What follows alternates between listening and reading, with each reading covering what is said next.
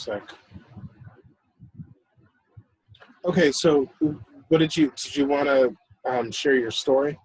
Do you have a short story you wanted to share? The one I already told you, the one about in the store where like Oh, I see. Okay. basically like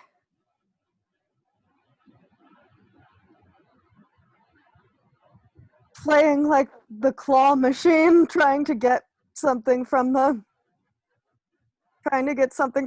the counter. Yeah. The it's hard to mime to people what you want. Well, and especially when their English is like not quite all there. Yeah. Well, yeah, that's what I always find odd is you think like miming and like pantomime would work across all cultures, but for some reason it doesn't. For some reason, like the trying to like trying to pantomime what you want across some cultures is actually more difficult than it's just as difficult as like speaking another language. Yeah, no, it really is. I mean, and then like there's different versions of sign language too, which is even crazier. Yeah, I mean, I guess that makes sense. If you can't mime to someone what you want, then you certainly can't sign across different cultures. I mean, it makes sense because some of the sign letters um, are just visual depictions of the letters, right? Yeah, of the So actual letters. of the alphabet, yeah. So that kind of makes sense that it wouldn't work so well across cultures. Yeah, exactly.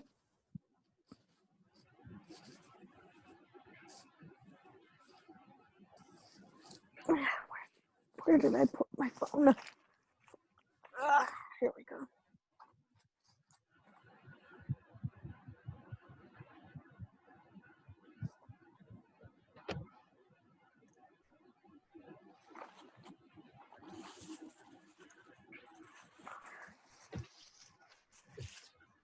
So school's finally all done now. Summer. Yep.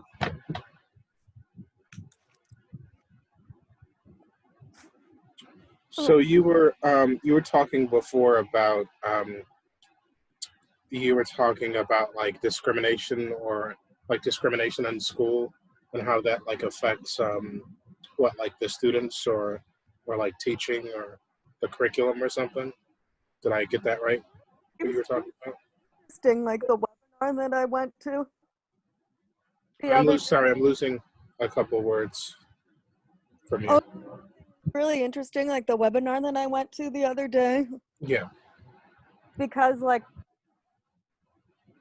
basically it was talking about like the dichotomy between like the regular public school system and like the and charter school system, Okay. because it's like, and I'm like in a weird awkward position in that argument, because it's like I used to teach in a regular public school and they treated me like crap, and Okay. now I'm in a charter school that like I agree with the mission and treats me well and like yada yada yada. Now, when you say they, you mean like the administration? In the administration, Hmm. kids are, I mean, I have a good relationship with the kids too, but like that the like the school isn't like what people typically associate with charter schools, which is like, the fear of corporate takeover of education. Uh-huh. But like because the school like kind of uses like the framework set up for charter schools like just ostensibly as like, a means to have flexibility to reach kids that like regular schools couldn't reach.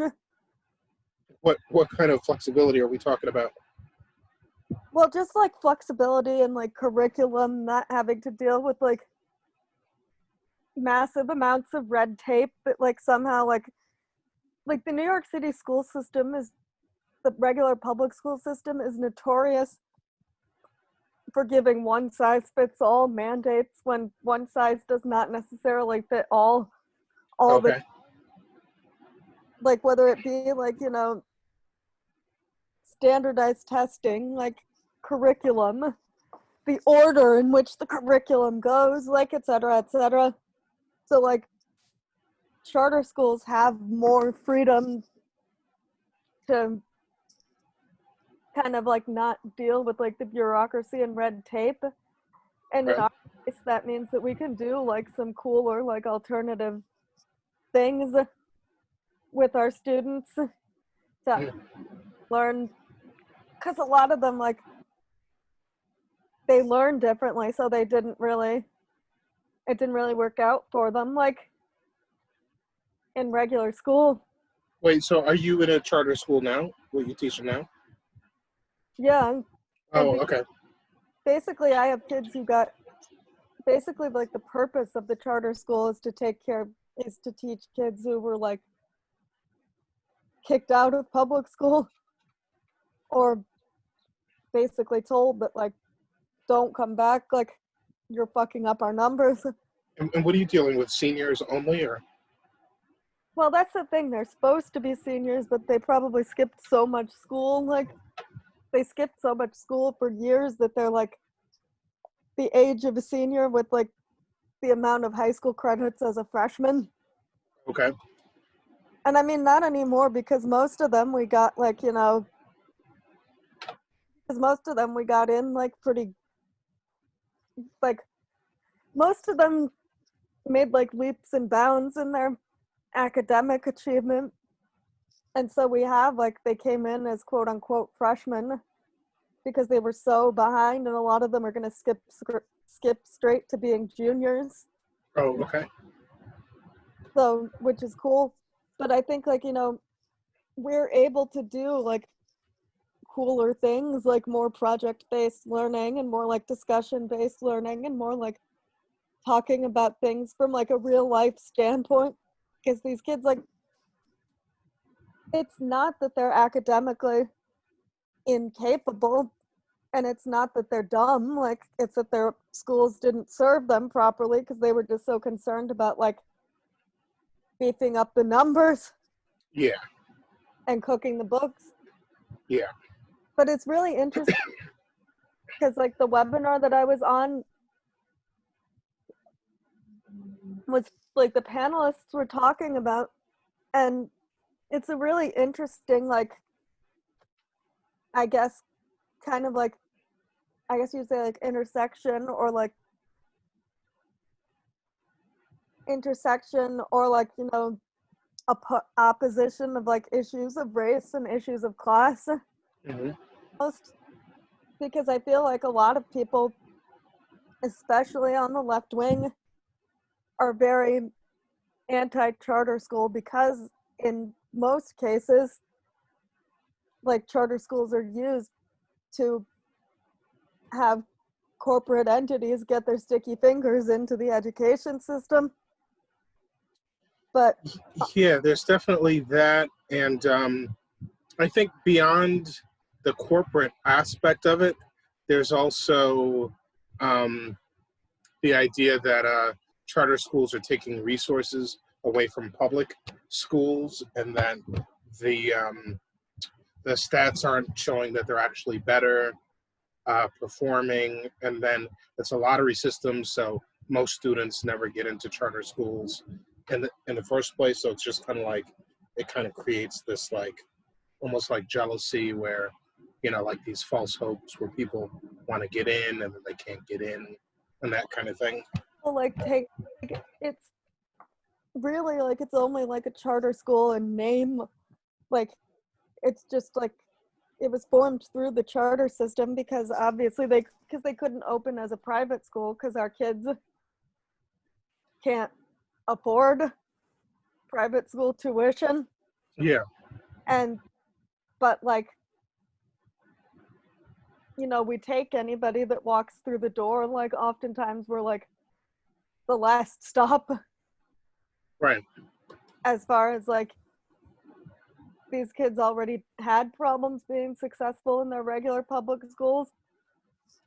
So it's like, you know, and we use like the charter system specifically to have that flexibility in how we instruct them, and like not having to deal with like whole city mandates that don't necessarily apply to us. But it's like, it was interesting because on the webinar we were like, it's all the things that you said about like the lottery system taking money from regular public schools, like corporations getting their hands Hmm. pot, like all of those issues of class. And then like, so there's all those issues of class, and then but then like on the flip side, what the panelists were saying is that there's a lot of like, there's a lot of Black parents. Hello? Hello? Hey, what's up, Joey? Not much. How you doing? Pretty good. How's it going? It's going all right. Going all right. I love the background to tonight. It looks like you're sort of just, fading into that spacey video game type background. Yeah, I switched it up. We tried another format tonight. It's called like Jitsi or something like that. And it's supposed to be this, I don't know what they call it, shared platform kind of, Software. kind of thing that people like, but it's got its limitations, including no virtual backgrounds. And it seemed to have a lot of buffering sound issues, which are all the issues that they complained about when I was just about to log on. So I figured I'd try it anyway, but it seems like it might need some beefing up before it's ready to use. Speaking of which, Emily, we're still losing some of your words tonight. We're hearing like 75% of your words. That's weird. Let me fiddle. Yeah, maybe there's something going on with your headphones, or is your internet not super stable? I mean, the internet's been doing like weird crap lately, so it could be the internet. Do you hear me now? Not the word now. It's the same. It's just 75% of your words come through and a quarter of them don't. I mean, we can still surmise what you're saying, but it's still not. We're still not hearing all of you.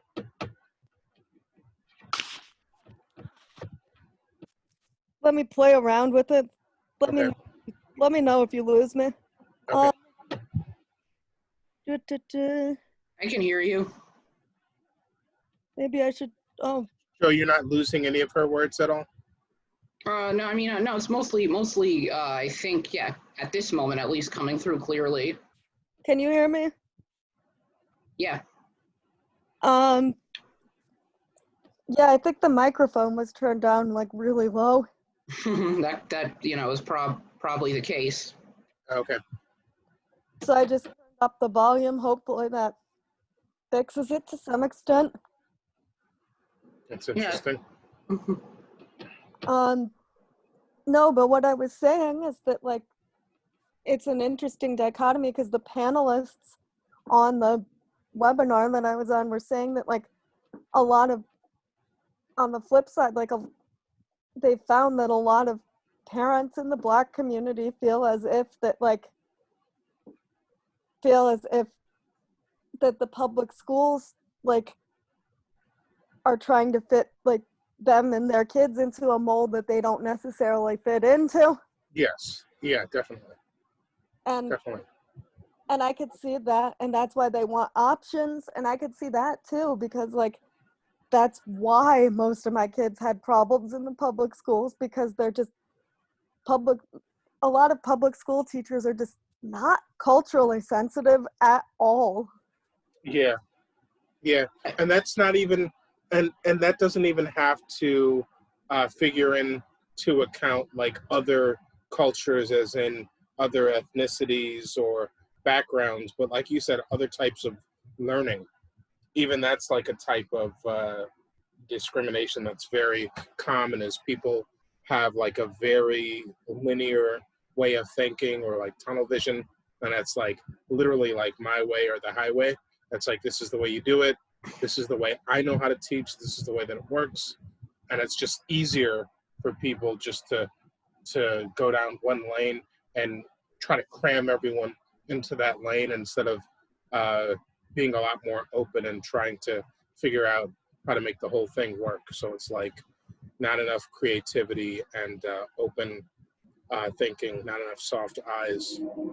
I can understand that, but just to interject and throw it out there, the question I'm wondering is if, I mean, yes, a lot of public school teachers, I'm sure, are, undoubtedly culturally insensitive, but what I wonder is if private school teachers are automatically going to be any better, because like I empathize with the parents and I understand this issue, but sometimes I wonder if, it's just sort of cynically exploited by people who want to bust unions instead of and destroy public schools, which only would benefit a very small number of kids, rather than actually just try to fight for better funding in the schools and fight to have them improve, to have music and art, because charter schools really only focus on standardized testing, and that only helps a very narrow subset of kids anyway. I mean, again, like, it depends on the, like, I think it depends on the charter school. Like I was saying to Flav before he hopped on, like, the school that I'm in is like specifically ostensibly meant for kids who were like basically told to leave and not come back in their regular public schools. Like, the charter school that I teach in is like, the place of last resort for kids who were like behind on their credits because they skipped class all the time or whatever. Or had. Hey, I'm just going to interject a moment with a couple of things. First of all, hey, what's up, Cynthia? How's it going? So I'm going to interject with a couple of points of feedback that we got from the internet. First of all, we've gotten a lot of good feedback. Like, people think what we're doing is cool as far as the topics we discuss and just the way we kind of switch things up and keep it light, and the different viewpoints that we have. One criticism that we got, myself included, is use of the following words or phrases, like and So we want to try to avoid those if we can. It'll make our presence stronger if we can. So I know that Joey and I were kind of going back and forth, ping-ponging those phrases a lot when we were on, and I think that we actually made each other say it more because we were kind of like adopting the same language. So we're going to try to not use those words if we can. I actually thought it was funny. We had another format that we used. I think it was some kind of Google Meet. You may have seen this, Joey, or you may have heard us talking about this, where it allowed you, I was trying to tell you about this, Emily, where it allowed you to draw on the screen, kind of like in bright colors or whatever colors you want, not to be confused with a whiteboard at all, totally not a whiteboard, but it allowed you to draw on the screen, and it would be kind of cool if we had that ability here, so we could just kind of like draw different things. There was the one video where I had drawn the word dope in the background while we were filming, but I think that's a capability that we don't have on this. So, not that I'm aware of as of yet. Yeah, I don't think so. That would be something to look into, maybe. Yeah. And again, I thought that other format was interesting, but it just wasn't ready for use. Which other format was that? It was called JIT Meet or something like that. Huh. That's JIT Meet. Oh, I guess I wasn't on for that one because I don't think I remember that. No, it was just us two, just earlier. We still wait. Can you hear what she just said right there, Joey? I didn't actually. I just saw her mouth move. Yeah. So I wonder if we cut out again. Yeah, that's what it's been doing just every once in a while. Maybe like every time I move or something. Maybe every time I shift position. Okay, that makes me think it's the mic, then not. It doesn't. I don't know. It doesn't feel like an internet problem. I couldn't really tell you, but it makes me think maybe it's the mic or something. Is it plugged all the way in? Your mic? I mean, I can't get it to go in the hole any further, so Okay. All right. but I lost my train of thought. Well, Oh, we were talking about the charter schools, and you were saying how your charter school is kind of different because it takes kids who didn't fit into the regular system, and it's like their last shot. A lot of them are considered bad kids who are kind of thrown out of the regular schools, and you're able to teach from a different curriculum style and that kind of thing. yeah, no, that's what I was saying. And So that your school, unlike charters, it's not hard to get into, right? Your school, like you just accept whoever's. up. What's that? You just have to knock on the door and show up. Oh, okay. That's interesting. That is interesting, yeah. It's not a typical charter school per se, but it uses like the charter school model because it allows us to have like that curriculum, like the curriculum flexibility. Does it include smaller classrooms as well? Smaller classrooms, smaller groups. And are the length of the classroom? Sorry, Class period. yeah. Are the length of the class periods different? They're a little bit longer than in a typical public school. Okay. But I think that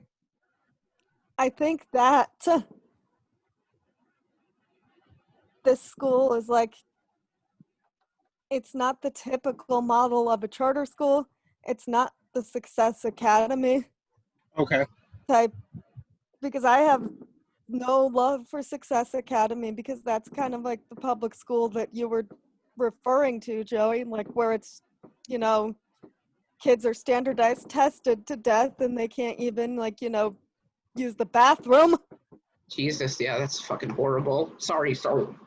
No, we're not in the first 30 seconds, so we're okay. Okay, good. But we did get a couple of likes and knows, but that wasn't you. Okay.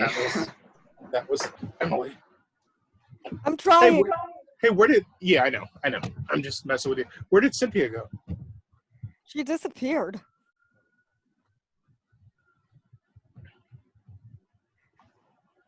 We couldn't even hear her. That she disappeared. Yeah. That's something I need to get better at because, I just remember within the first 30 seconds because, normally, and I have to remind myself of this when I'm in mixed company, just the way I talk is I sometimes will just, throw in swears like every third or fourth word. Well, yeah, I went back and looked at the rules and we were fine. I think the rules were just, I can go back over them, but we're fine. The rules were no curses in the title, no curses in the first 30 seconds, and then it goes on to other things we wouldn't really have a problem with, like no, what would you call those? No word, no hate speech kind of words and things like that. Right. So I think we're fine. Good. Because I really, to be honest, I like colorful metaphors, as Spock called them on Star Trek.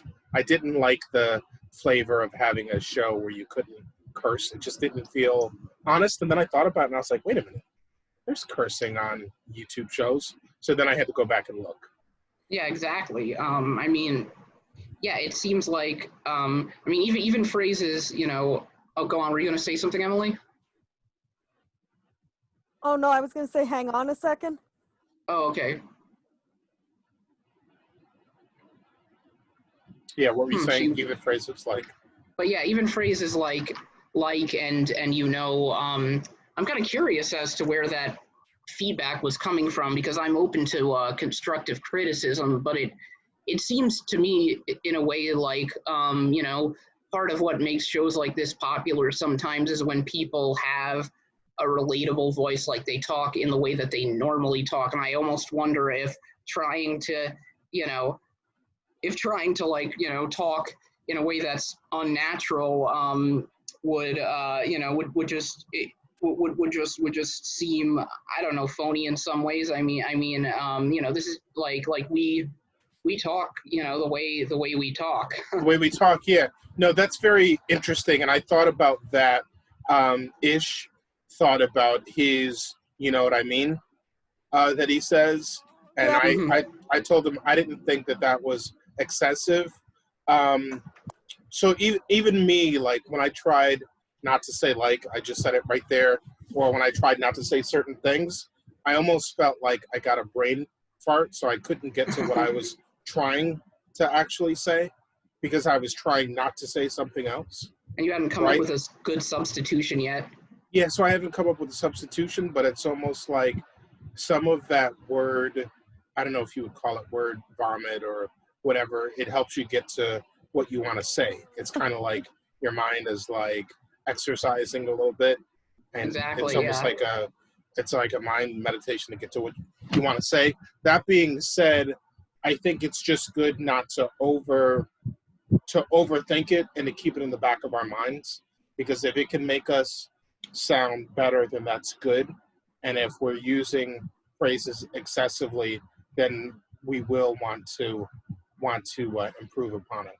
I just think in that particular one with you and I, it was the one titled "Give Me the Loot, Give Me the Loot."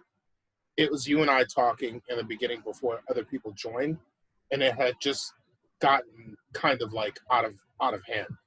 It was Okay, just yeah. like That everything. makes sense. Yeah, it was just too much. Someone said that they tried to listen to it and they had trouble listening to it. That's a good constructive criticism, and it makes me want to go back and watch it now, actually, because I think that if I actually saw it, I would be able to grasp what they were saying. Right. Yeah.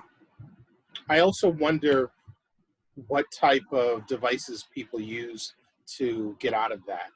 Like, I don't know if it would just be like a pause instead, or just being super conscious of it, or just replacing the word with something else.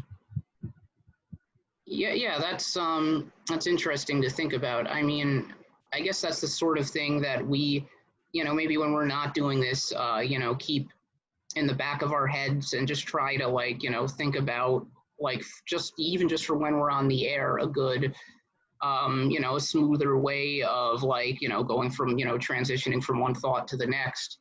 Yeah, we could do some type of practice where it's almost like make a game out of replacing whatever our common crutch word is, just like replacing it. Definitely. Replace it with some kind of power word. Makes sense. Yeah. I think also it kind of serves as a placeholder in my case, saying like, Yeah. my brain is moving faster than my mouth can keep up. Mm-hmm. to get them to sync up with each other. Yeah, that's an interesting thing, because if our mouths could move as fast as our brains could, we would be talking like Bone Thugs and Harmony raps, or like, that Eminem song Rap God, or we'd be talking probably a mile a minute. I think most people don't have that ability, and even if you do, it's a practice thing. But as a teacher, that's actually something interesting to ask you, if you run into that, like run into being able to give people advice on how to replace their crutch words, or if that's something that's specifically an English class thing or a speech class thing, or what have you. I mean, that doesn't tend to come up as much in a science class. Oh, you're a science teacher. Yeah, so it's Okay. something that I necessarily deal with per se. Yeah. it does come up here and there, like in an English class or something. Sure. I Yeah, it's think almost more specific. It's like speech because, I took a bunch of English classes and we never spoke about how we spoke in class or any of those kind of things, except being instructed, maybe don't say this or don't say that because it's grammatically incorrect. I mean, I'm not gonna lie, we just are stuck on the stage of keeping our kids from using the N-word to refer to each other in class. So we're still kind of in the stage of teaching the difference between what do you say on the street and what do you, like, professional language. Right. Right. So I think if they replaced every time that they said the N-word with like, I would be kind of happy. Right.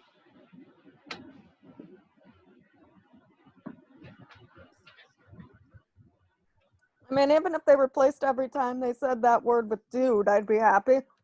Right. Right.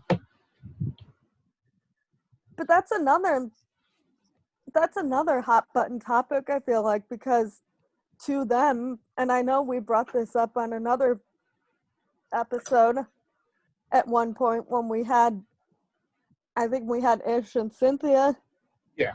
here with us about usage of the N-word, where Ish was saying like somebody went off on him for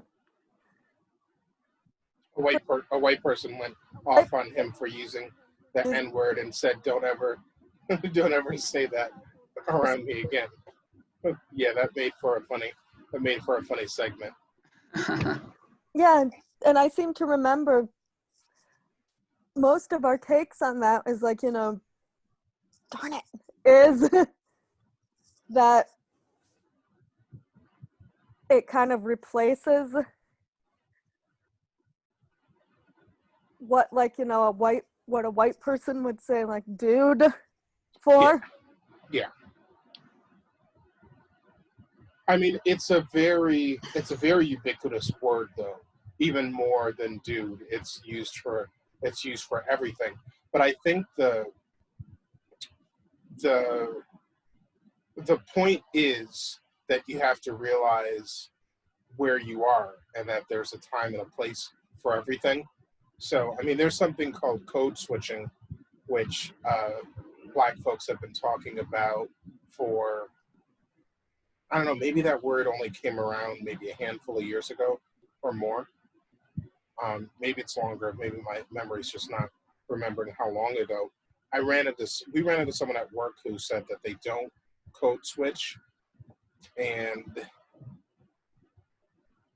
people were kind of surprised because it's like, even if you don't use that word, you're going to talk with your friends and with your cousins a certain kind of familiar way that you just wouldn't bring into work, or certainly not into an interview or something where you want to be professional. And so it is just what it is. Like, even there's a way I've gotten like on the phone with my father and either accidentally thought I was talking to someone else, or I was just being flippant and tried to like use some phrase that I use with my friends, and it was shut down like automatically. Like, do you realize you're talking to me? Like, it just wasn't. It was just a very strange, odd thing, and it wasn't like I was cursing or anything, but it was just the way you talk to your friends, and it was just very alien. So, in a sense, I think it's a little bit odd if anyone says that they don't code switch, but I think there are a few people who are really tight with their folks who have like a certain kind of friendly relationship where they don't switch up how they talk, or there's maybe some people who are just always in this kind of proper mode where it's like the opposite, where they don't switch up because they're always proper. But for the most part, I think everyone does it in a sense.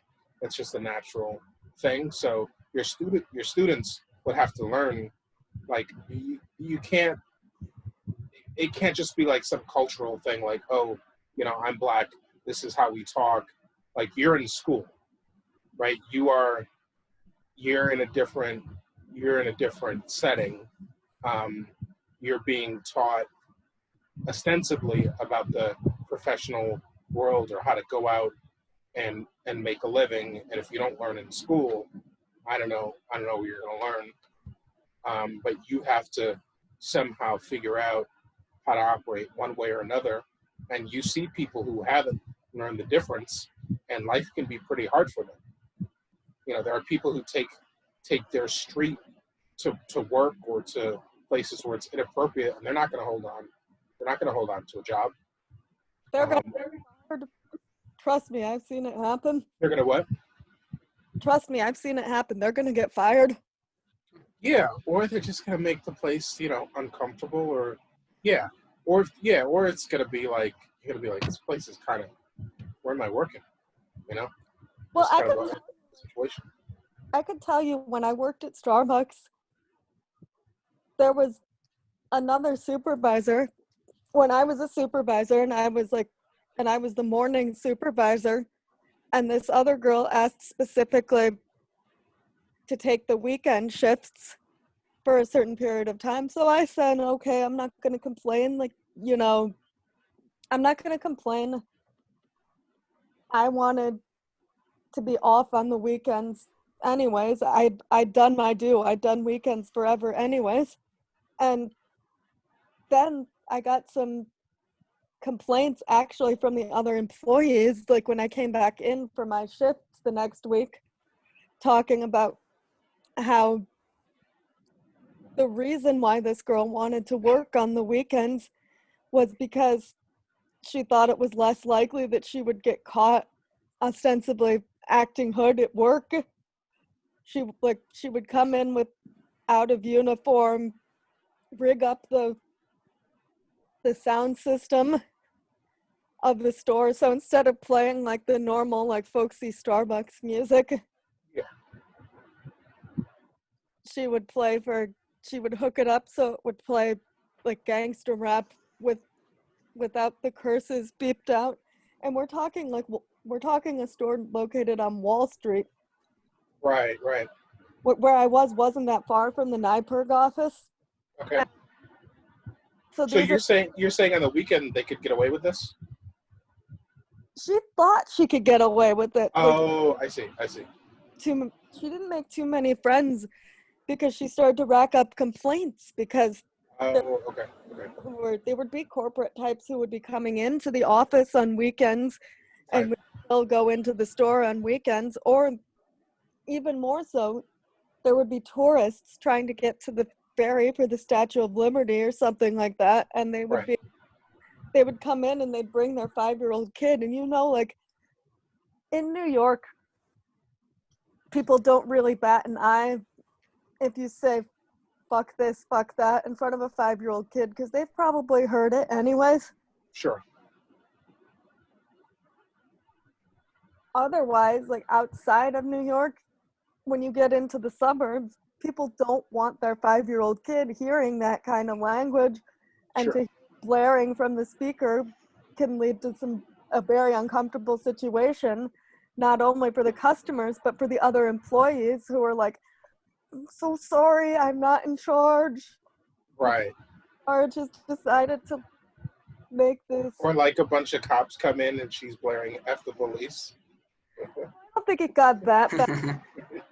One thing I like to kind of interject with here is that, see, to me, I think that you know, what you're doing, trying to like teach your kids the right words to use. I mean, that's important, you know, given the way the world is. But I also think that, you know, ideally, what you described at Starbucks is a phenomenon of why we need stronger unions, why everyone should be in a union. Because if workers had stronger job security, they could just say, oh, you don't like this music, deal with it, go somewhere else, and they wouldn't have to worry about being fired. I mean, you know, we should have stronger job protections for people so that, you know, their livelihood wouldn't be at the whim of some uptight Karen from like Indiana.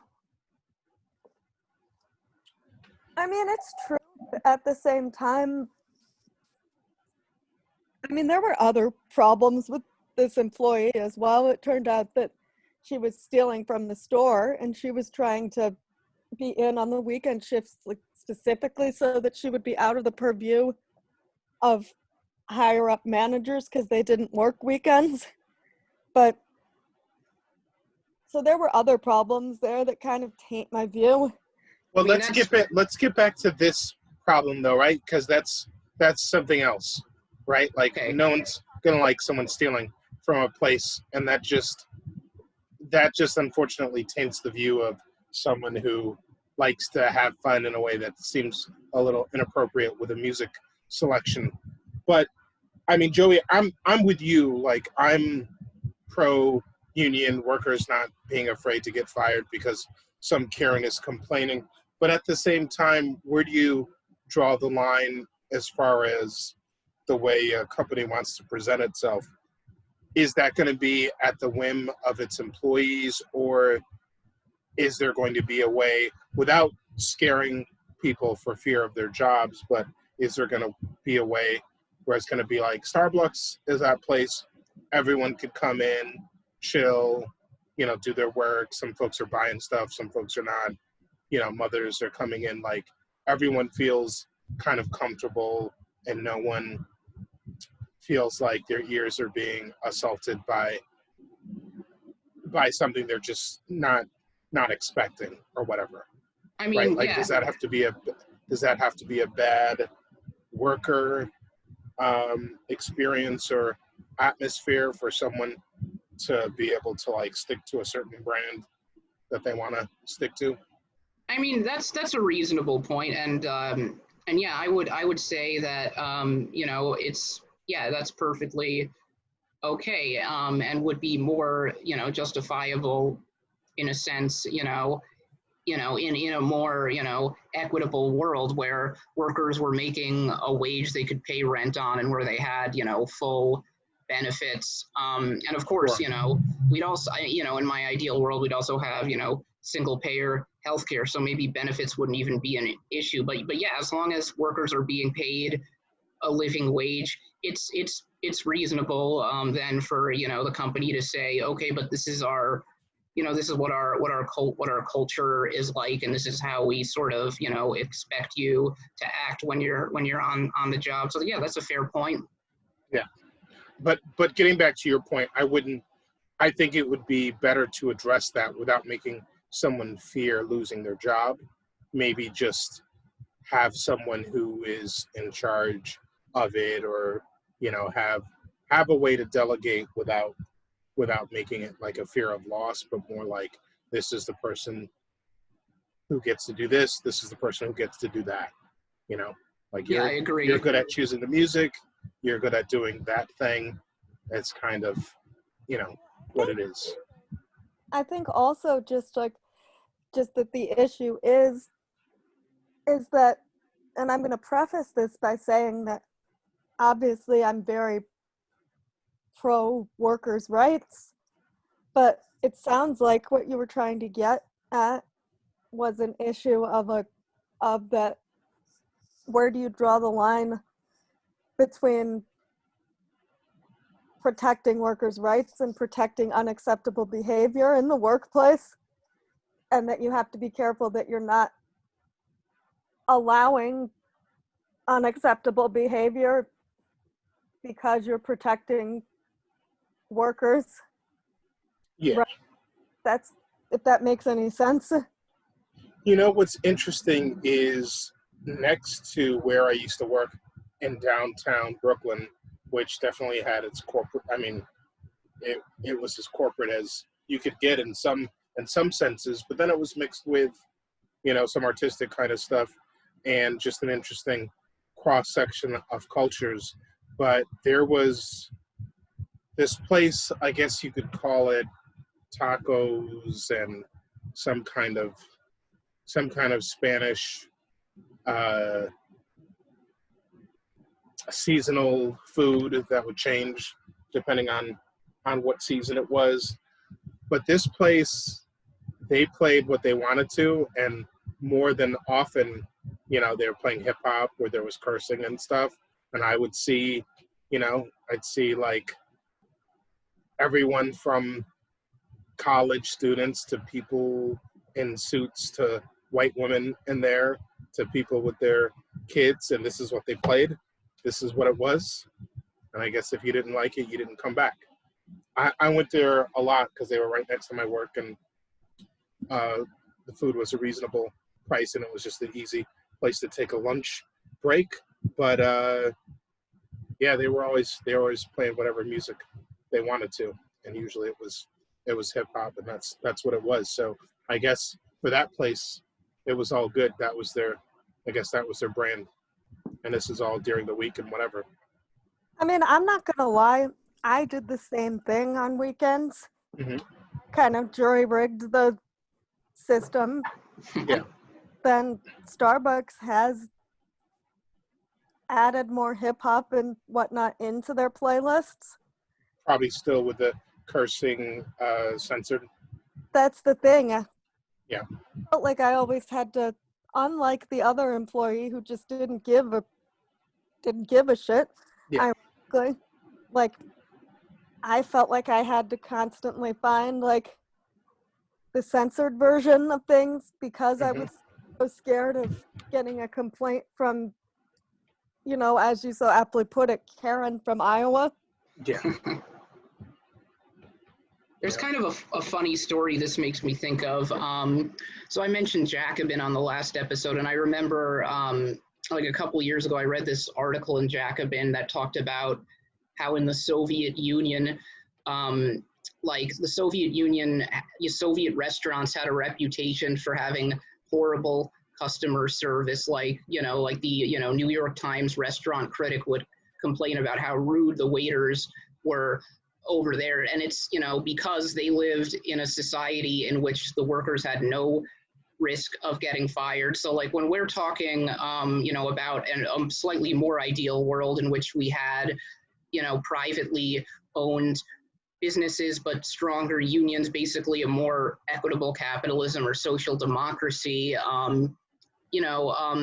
obviously there still would be that balance, but, in a society, and I'm not romanticizing the Soviet Union by any stretch, but I mean, in a more ideal society, we would have, everything would be worker owned, and, you wouldn't necessarily need to be worry about being fired because the workers themselves would all have a stake in the management of whatever cooperative you had. And one funny thing they mentioned also is that when Pizza Huts first started opening in the Soviet Union, they tried to train the employees in, American customer service, like, oh, smile, be nice to the customers. And they basically had the attitude like, oh, why should we be nice to customer? We are ones with pizza.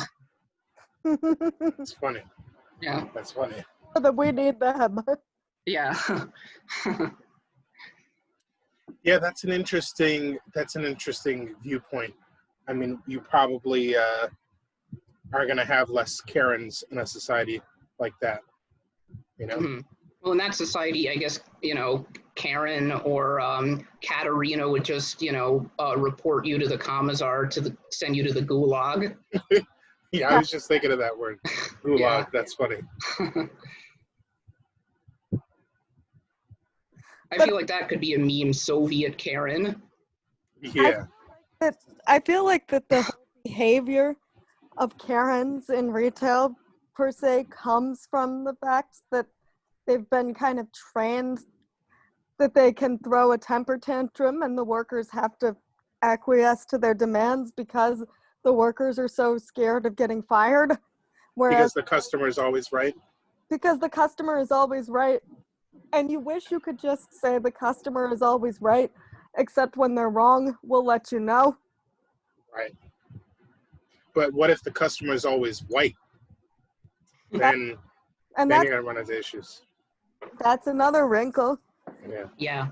It's the culture of constantly having to feel like you need to please, for example, the customer who's the rich white man or rich white woman who's very used to temper tantruming to get what they want. Speaking of which, when I was in Philly last year, I ran into a news situation, um, I ran into basically a situation where it was Old Navy was doing a commercial in the area, and I think they were highlighting LGBTQ folks. But what they did was they kind of were highlighting white folks, and they were kind of ushering like the black folks who Up. worked there kind of like out of the way, and they ended up getting in trouble. They ended up getting protested, and it ended up being a news item, which was pretty interesting. I was watching something on Revolt TV today talking about the whole Black Lives Matter situation, and the fact that, like black trans women are being killed at a very high rate, like they have for a while, and how even in the Black Lives Matter movement, as far as what we see, we're not really, it's not really being centered on black trans folks or the black gay community, even though they're really going hard in the movement, and they're the ones that are really standing up for everyone, you know. That's very Um, true. but they were just talking about how, for like a black gay person,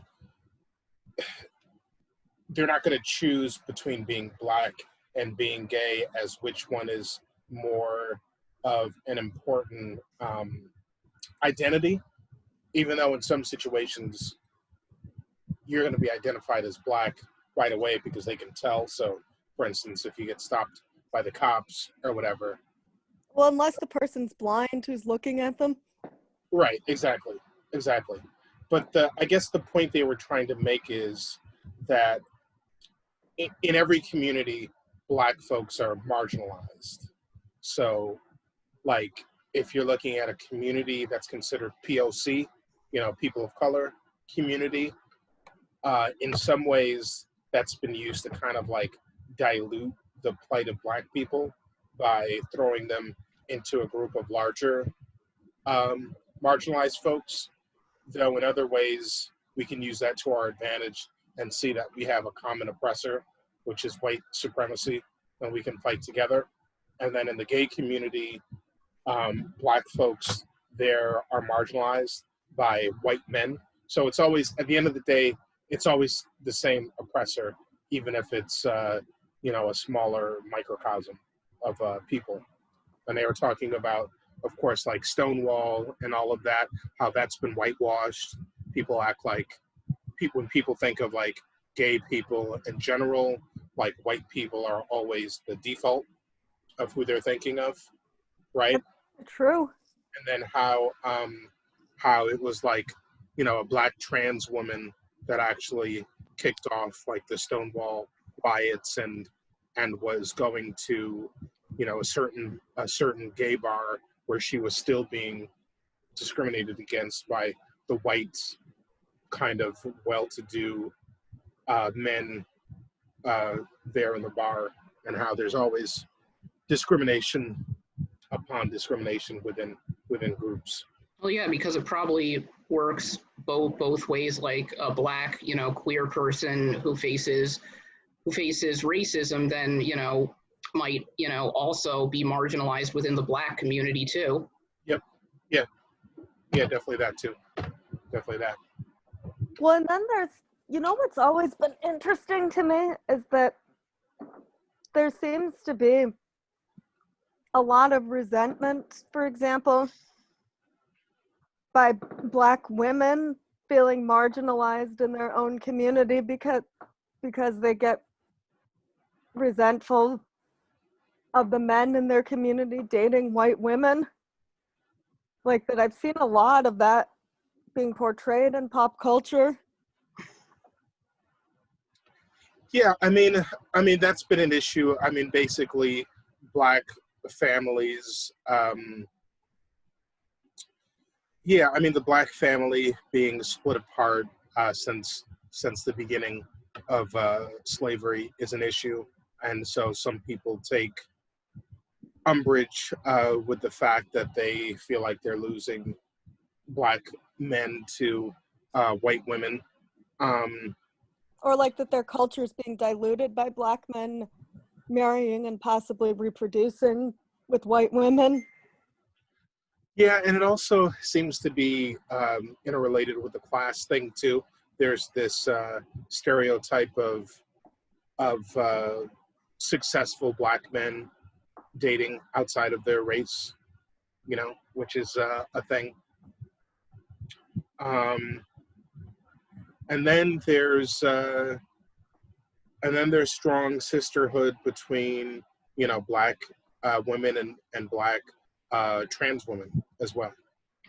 And then there's more and more black folks who have been like open to being a lot more open to the gay community, and it's not like there's almost like a stereotype that's created that like black people are anti-gay or that kind of thing, even though there's a lot more strides to be made in the community.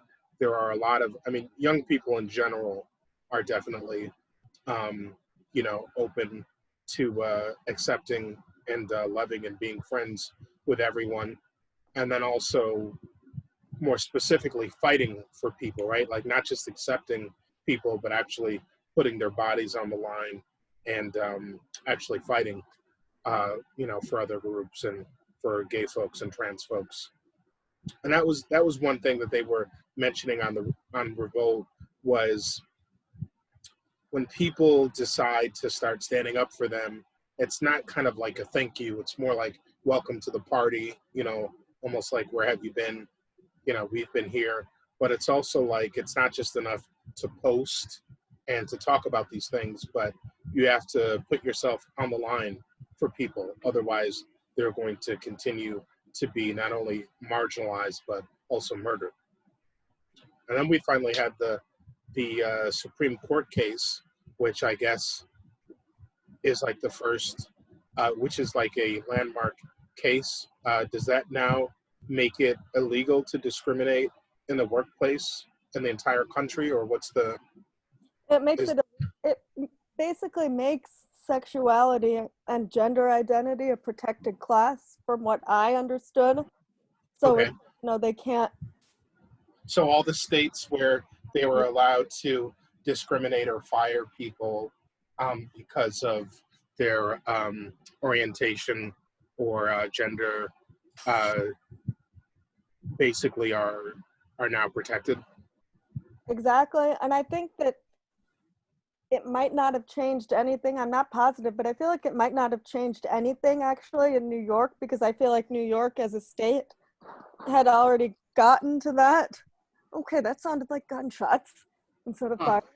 But yeah, that makes sense. That makes sense in New York. I know it was a good number of states where folks had no protections. I feel like Florida was one of them, but there were a lot of them. So I'm not just picking on Florida.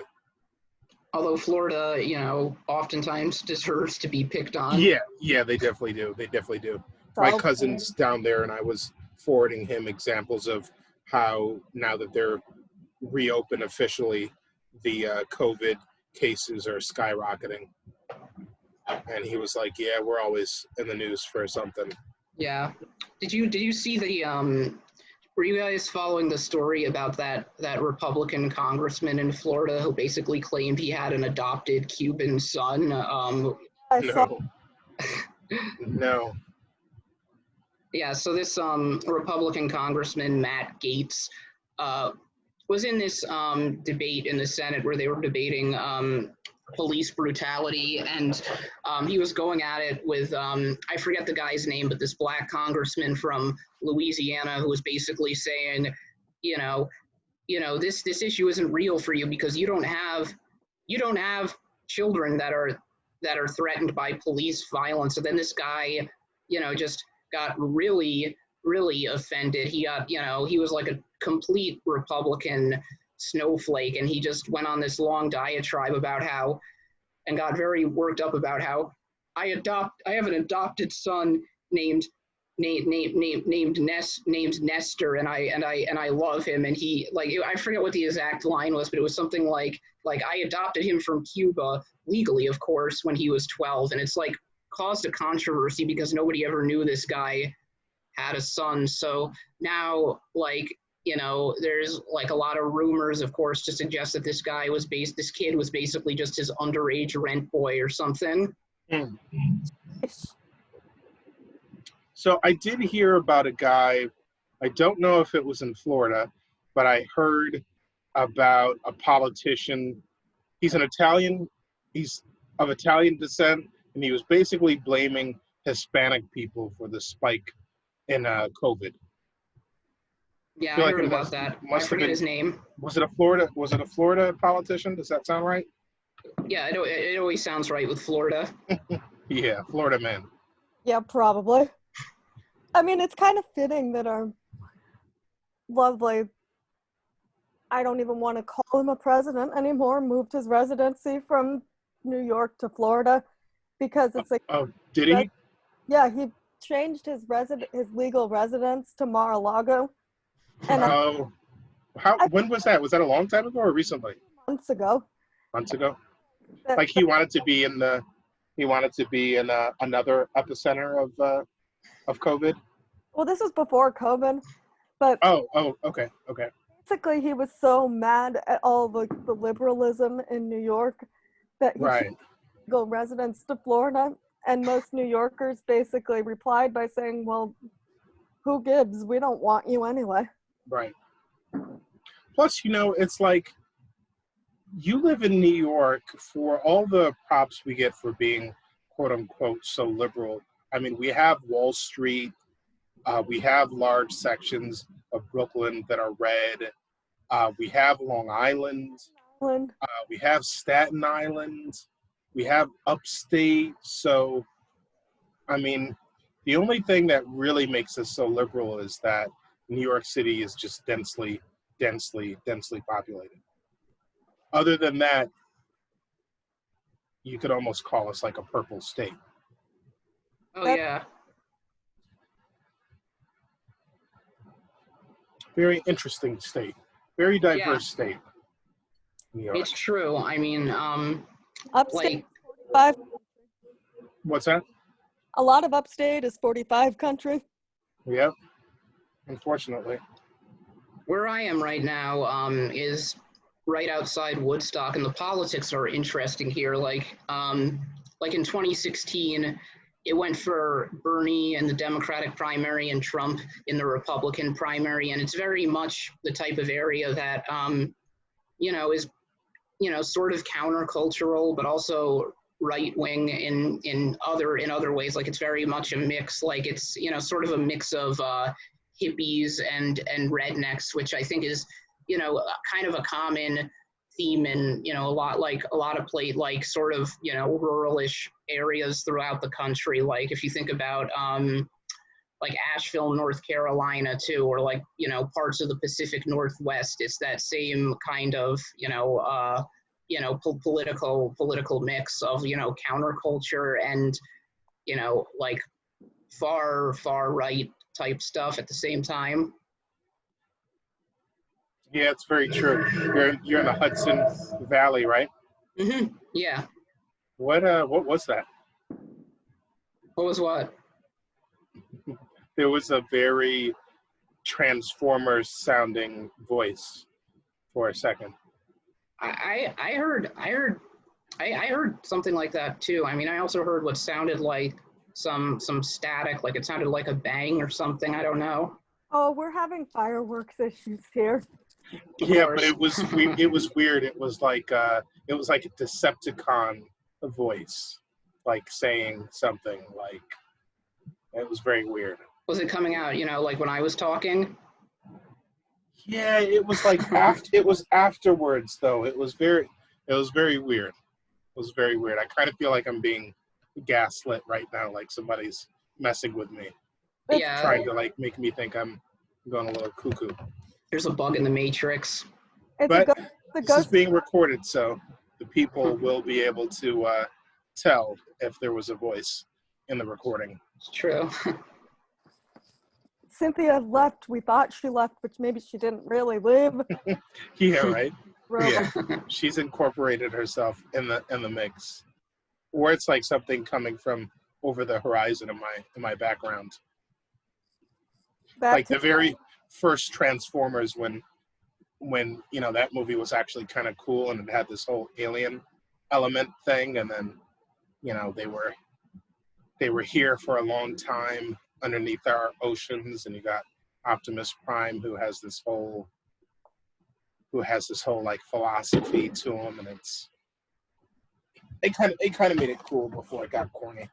Yeah, like I think I saw that years ago, but the one I remember was Transformers 3, which I just remember like years ago. I was visiting my cousin in the summer, and we went to see it, and it was like, I remember nothing of the plot except that it was like probably literally the worst movie I've ever seen in theaters. Oh yeah, by the time you get to 3, yeah, definitely. Yeah. One was great. We went to the theaters, and I feel like it was a theater in the hood somewhere where there were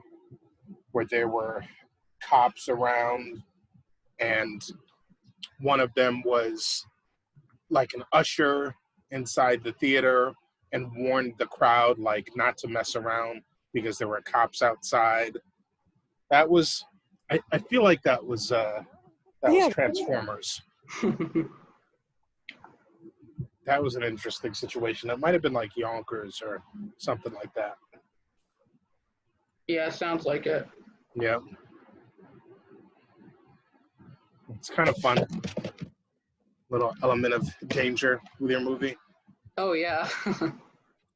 Then there was the time about 10 of us went to see The Dark Knight. That was the first, no, that was the second of the trilogy, right? Not the Dark Knight Rises, but The Dark Knight. Yeah, I think so. Yeah, I feel like that's the one we went to see. That was the one with the Joker. Yeah. We went to see that, and we were tripping at the time, and we went to see it at about 3 o'clock in the morning or something like that, because that was what was open, and that was very interesting. And it was like light by the time we got outside, and that was like very intense watching something like that in that state of mind. I bet, yeah. Like, I remember last time I tripped, I just binge watched the entire season of Watchmen, and it was just completely surreal. And I wonder if I was to go back and watch it again now, if I would get a flashback. Yeah, right. Yeah. All right, I gotta pick up something from my door real quick. I'll All be right. back. The things I miss by not doing hallucinogenic drugs. Yeah, I mean, it's always hit or miss too. Like the first time I've only done acid twice, and the first time was horrifying. The second time was enjoyable. So, I mean, I was hesitant to do it anyway because I have a very anxious brain, but I kind of just, I was just hanging with a friend, and I just sort of, went along without really thinking about it, and it wasn't the best idea. In hindsight, but hindsight is always 20/20. It's true, yeah. I mean, hindsight, although, it was even against my better judgment at the time. Why have you never done hallucinogens? No, I've never done anything past weed. Yeah, it's definitely not for everyone. You definitely have to be in the right state of mind, so I don't blame you. I mean, I think I'm to the point where I'm kind of like, and I'm too old for that shit anyways. Well, how old are you? 35. So now, Oh, but like, yeah. I mean, I'm 31. I did it all like probably when I was like 28, 29. Although no, actually the last time when I was binging on Watchmen is when I was 30. So some people would probably say I was too old then, but I never had. And, I probably will again at some point, but not anytime soon. yeah, it's nothing that needs to become a regular thing. Yeah, and acid should not become a regular habit, because I think that's the type of thing that is, almost, it's just dangerous to your sanity to, be doing it on a regular basis. I feel like I've got to be like the only person in the history of NYPIRG to work there who's not done shrooms or acid or like anything else. Yeah, that's funny you mention that, because I remember when I was at NYPIRG, like getting into some sort of conversation where, like, I just said, like, I just said casually, well, one of the nice things about NYPIRG is that, like, there's no drug testing. They don't make you pee in a cup. And I remember people just burst out laughing and were like, yeah, then nobody would actually be able to work at NYPIRG. There wouldn't be any work. Yeah, exactly. But people say that about teachers too. They say that if they drug tested teachers, there would be no teachers because so many teachers are potheads. It's true. Yeah. I mean, really, hell, even people who work for the city or work in a job where they have to get drug tested, I would imagine there is probably a lot of, urine swapping going on for those tests. There's a lot of cheating. Definitely. Because it's absolutely unnecessary for them to be testing for weed in the first place. I mean, it is. I mean, it's the kind of thing that ideally would not survive a court challenge. And this is like a category the ACLU even has on their site, I remember, which is lifestyle discrimination. And, obviously, I mean, given how pro-business, the courts tend to be, it would probably, they would probably say, drug testing has to be allowed, but really it shouldn't, because it is an egregious invasion of privacy. Well, and at the same time, like you get people in corporate culture who are, or in like any workplace, who are basically getting drunk all the time, but then you turn around and say, oh, but you can't smoke weed because you have to pee in a cup, basically. Yeah, it's just complete mind-numbing hypocrisy. Then on top of that, you've got all the doctors and lawyers who sniff copious amounts of cocaine. Yeah. Ish was talking to us about the doctors and how much that's like a part of the culture and the little sleep they get. Cynthia, we haven't been able to hear you for a minute now. Cynthia's not here. Oh, sorry, Emily. Well, Cynthia too, but Emily, I meant. So what I was saying, can you hear me now? Yes. But basically, cocaine also, biologically, it comes out of your system in In a few days. Yeah, like, yeah. Whereas marijuana could sit for 30 days. Yep. So say you have somebody who's in a position where they're responsible for people, Mm-hmm. They could basically, not that I actually have students on Monday, and not that I've had them in person since March anyways, but basically, if I wanted to, I could snort coke today. Not that I'm going to, because I don't do coke. Right. Full disclosure. Full disclosure, yes. Yeah, I'm just making sure that is clear for whoever watches this video, but I'm sorry, go on. Full disclosure, I do not do coke, but hypothetically, if I did, then I could snort coke tonight, have an on-the-job accident on Monday, and be forced to go through a drug test and pee clean for coke, but not pee clean for marijuana. Yeah, that's true. Yeah.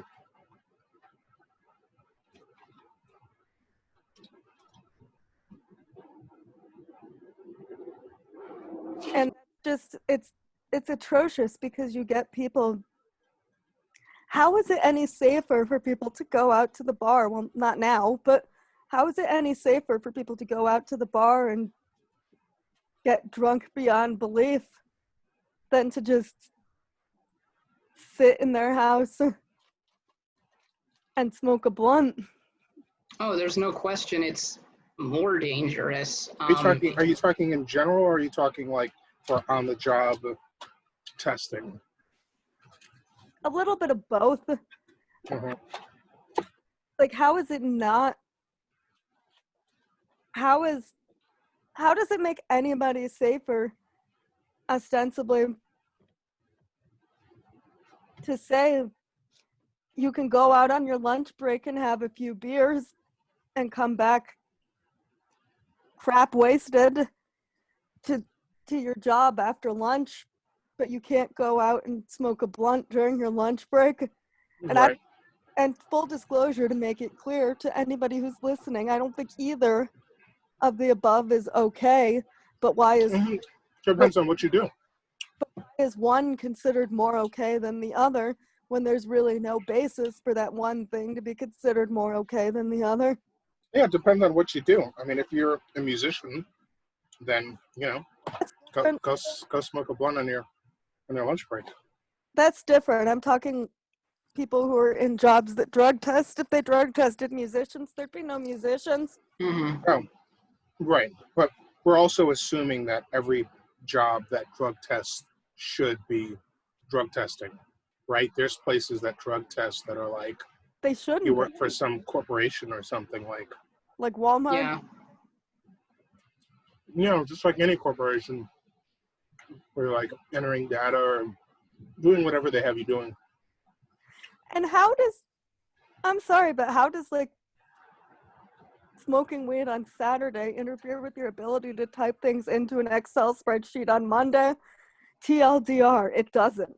Not at all, no. And that's why the whole thing is, really, really absurd. And yeah, I mean, ideally we would, I would be interested to see, and I'm going to look this up actually, what the laws are like in states like Colorado that have legalized marijuana, because in most states it's, specifically, it's like, usually some corporations, but usually government employees, I think, are the most likely to be drug tested. Yeah, and I wonder if like state employees in Colorado are not, because basically everyone there probably smokes weed now. Well, I You know, remember reading actually something about this where I think, don't quote me on this, but I think it's actually illegal for the majority of employers to drug test in Colorado for marijuana unless your job involves driving a forklift or being responsible for children yeah, or elderly people or something like that. But even then, I can tell you, I was gonna say. Yeah. I've never been drug tested in my career as a teacher, and I've heard from many sources that they would have a hard time finding teachers in New York City if they drug tested them. Yeah, because and the absurd thing is just when you think about the fact that you said, if you smoke a joint on Saturday, it won't affect you on Monday. I mean, compare that to another field, someone who is an airline pilot. Clearly, it is dangerous for an airline pilot to be getting drunk before they fly a plane. And clearly, if that airline pilot is ever caught, I'm sure they're fired or at least suspended. But we don't make it illegal for airline pilots to ever drink. I mean, when they're off duty after a flight, a lot of them probably have a couple of drinks. So that's almost what the equivalent would be if we just instituted alcohol prohibition for people in certain professions. What would you do if you were in a bar and you saw a pilot getting wasted, and then you saw him walk onto your plane and and he was about to be your pilot. I would probably get off the plane. Same, no doubt about it. Yeah. And I would probably, like, that is one case in which I would probably have to be a Karen almost and like report him, because that you're legitimately putting people's lives in danger. Yeah.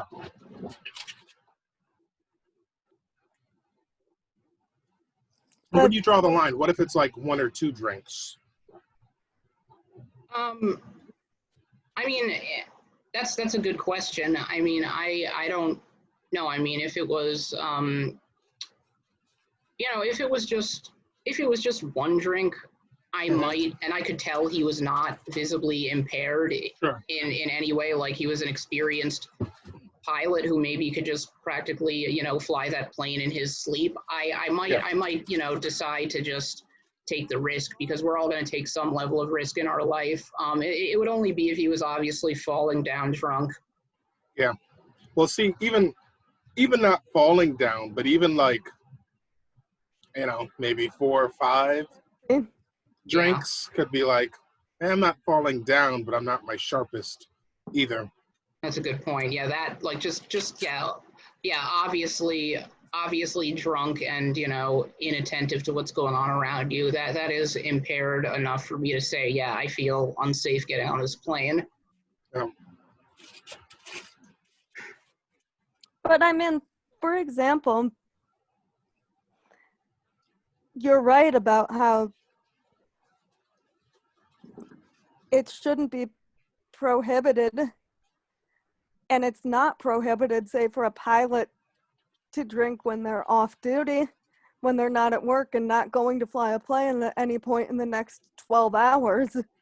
But, or for example, full disclaimer, children, if you hear this, don't listen. Do as I say. But for all intents and purposes, I'm a responsible person. I've never gone to work high. Like, I never even canvassed high, which is probably saying something given NIPERC. But have I gotten high like the night before, like on a school night when I have to go to work the next morning? Yes. Am I still on time, and do I still do what I've got to do? Yes. So the two aren't mutually exclusive. Like, you're not automatically irresponsible and bad at your job because you got high. And for some people, getting high, can be therapeutic. Like if you have anxiety and then, just want to go into work and it calms you down. And like other people, for other people, drug testing might literally be a form of discrimination, because I mean, there's people who have chronic pain conditions who literally can only function or go to work if they smoke medical marijuana. So it's like completely unfair for someone, in certain instances to be, prohibited from, like having a little wake and bake.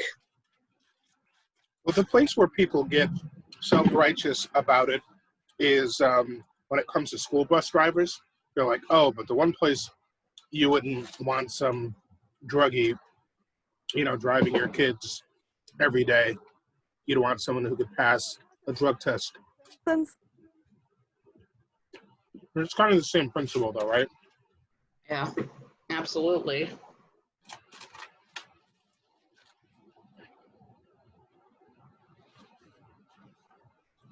But yeah, Otto from The Simpsons would not happen in real life because parents would not stand for that. It's true. Yeah, definitely not.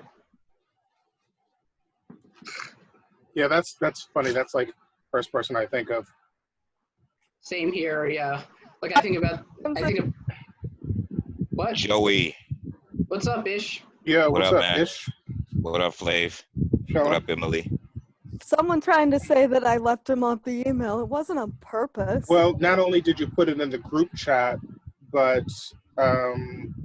let's see. What are we doing here, Mike? Oh, no, never mind. I'm looking at your background. What are we doing here? Oh, that's the Final Frontier. Yeah, I see. Switching it up, for these cool nights. We were Yeah, I talking didn't get an email. why people were allowed to get drunk as heck, smoke weed because they might get drug tested. Yeah, that is interesting, right? I And- always apply that. Actually, I don't know what you guys are talking about, but I always apply that to like NFL policies on smoking marijuana versus allowing players to drink and sell alcohol at games, as well as take like prescription pain meds. Yeah. All it is really it's an outdated way of looking at your character and making a judgment. That's all it really is. It's also, to be honest, it's also part of racism. Why marijuana is still considered to be a moral failing? Because do you see, like, when I see people being given crack smoking weed, it's not usually like the white hipster types. It's the guys on the block. Yeah. When those laws passed to decriminalize in New York, it only decriminalized for white folks. And it made white people very comfortable. I had a lot of white friends, oh yeah, man, it's decriminalized now. It's no problem. I walk around smoking it. I'm like, yeah, that's you. That's not everybody else. It's you and your friends. Tell you, and full disclosure, I don't walk around the street smoking weed. Hey, wait, is that Ish, is that you with the wind again? We gotta cut that out. We can't have that. That's you with the wind. That's very distracting. Okay. Not cutting it out. Not cutting it out. Yeah, I mean, we gotta either go to a different room or find something. We can't do these recordings with that much noise. I'm gonna pause the recording. Yeah, I mean, we've literally ruined some of these recordings from the wind, so we're not gonna put all this work into it without fine tuning some of the stuff here. Hang on one sec. So how is everybody? How was your Juneteenth? Good. What? Oh, now someone else. Weird noise. Oh, we got a lot of weird noises now. Say again? I'm not by my fan. I'll be right No, back. I don't think it's you. I don't know. I think it was Joey because he just put himself on mute and now I don't hear it anymore. Yeah, he was like amplifying our voices in a weird way. How was everyone's Juneteenth? Pretty good. I got my Cash App and my my Venmo up in my stories, waiting for some white folks to cash me out, but nobody has yet. I'll put it back up though. Was that? Cash you outside. Yeah, exactly. Oh, is that who you are? Like the Cash Me Outside girl? Is that what's her name? Never mind. I don't want to say her name. But Yeah, don't say her name. Don't say her name. Let's say her name. Yeah. Not that trashy. Come on. I mean, I just don't want to promote other people's YouTube channels that aren't promoting ours. Good point. You know what I mean? Mhm. So that's why. So anyway, so what's been going on? What are we doing here? What are you up to? Since I was left out of the the email. Left Behind, featuring Ish. That will never happen again. Oh no, I'm Right. just joking. I'm just joking. Trust me. But you got me now. I'm good with that kind of thing. Yeah, you're pretty awesome. That's actually awesome. I appreciate it. What do you I saw you posted in the chat that you're done with school today. Done with school today. And I sent the kids a message that basically said everything's closing at midnight. If you try to do something after midnight, forget it. You've been warned. I'm on vacation. And it's not even that school is over. Emily is just sick of the kids. And she's like, I'm done. I She's can't. like, that's it. I can't do it anymore. Not this season. I love you, but I'm on vacation for 2 weeks. If you're still here when I get back, that's on you. But I'm done. If Wait you a minute. You have to go back in 2 weeks? well, summer school in 2 weeks, but that's gonna be no big deal. Oh, you're lucky though. Just that There are a easy. lot of teachers who aren't doing summer school. But I'm only doing it's gonna be like no big deal at all because I'll only be doing half days, like Okay. done by like 2 o'clock in the afternoon. Not that there's not that Oh yeah, you'll be smoking by 3. yeah. It'll be all good. Yeah, Definitely because by 4:20. before I couldn't get home by 4:20. Yeah. Actually, Yeah. before Really? on the clock at 4:20 when we were What time does your school let out? the kids leave at 3:45, but then we always did our staff meetings after school, so I would always be Daily staff meetings. staff meetings like professional development, other stupid. But Crap. every day. Every day. Yeah, it would be something different every day. There's Oh, I always see. a piece of crap to do every day. I'd be mad if I had to sit in school till 3:45 in high school. And do. I But- mean, if I were a student, No, but that's what I mean. The students are mad. yeah, like why is it that long? What time do they start? 9. Why? Like I was out of school by like 2:20, 2:30. I was out of school by 2:15. I Yeah, like don't know, but I don't understand This that. is the charter school. But I was also, Right. here's the thing though, I was also in school or expected to be in school. Whether it always happened was another story. But I was expected to be in school by 7:45 in the morning when I was Oh, when you were a teacher, or when you were a student. in high school as a student. 7:45. We were Would you- 7:45 to 2:15. Were you eating breakfast or something? Yeah, I was about to say I was in homeroom by like 8:30ish, but we were out at like 2. They didn't even give us food. We had to be in homeroom at 10 of 8. Ooh, 10 of 8. Damn. 10 of And 8. then, when was your first class? All right, Emily. All right, Emily, hold on. What was your I first gotta class? talk about that turn of phrase. Like what are we doing here? 10 of 8. You never heard that This before? is yeah, in England. No, people say that. I know people say it. I mean, in America too, though. I know people say it in America. It's not It's common. weird. Yeah, it's weird. Yeah, I've heard that plenty. I didn't say I didn't hear it. Mhm. It's not common. What about 10 to 8? Yep, that's common. Oh, okay. Maybe 10 I'm of 8. confused. 10 of 8 isn't common. Okay. 10 10 of 8, a Midwest thing or something. It's like, Up for my you know, when I was living in Germany, instead of saying like, 5:30, they'd say 5:30. Or instead of saying 1, 2, 3, 4, 5, they'd say 1, 2, 3, 4, 5. Right? Huh? Are you not watching me? No. Well, then you didn't, and that just went all the way over your head. But as a German, as a American who stayed in Germany for a while, I'm sure you could imagine what I was doing with my fingers. No. No? Nope. Don't they count different in Germany? They count from the pinky instead of from the Oh, thumb. I never paid attention to that, so I couldn't tell you. I just never man. paid attention. So you couldn't have been like you pet. couldn't have been an undercover dude, or they would have seen you right away. They would have been like, American spy. Well, I mean, my color probably would have given that away, right?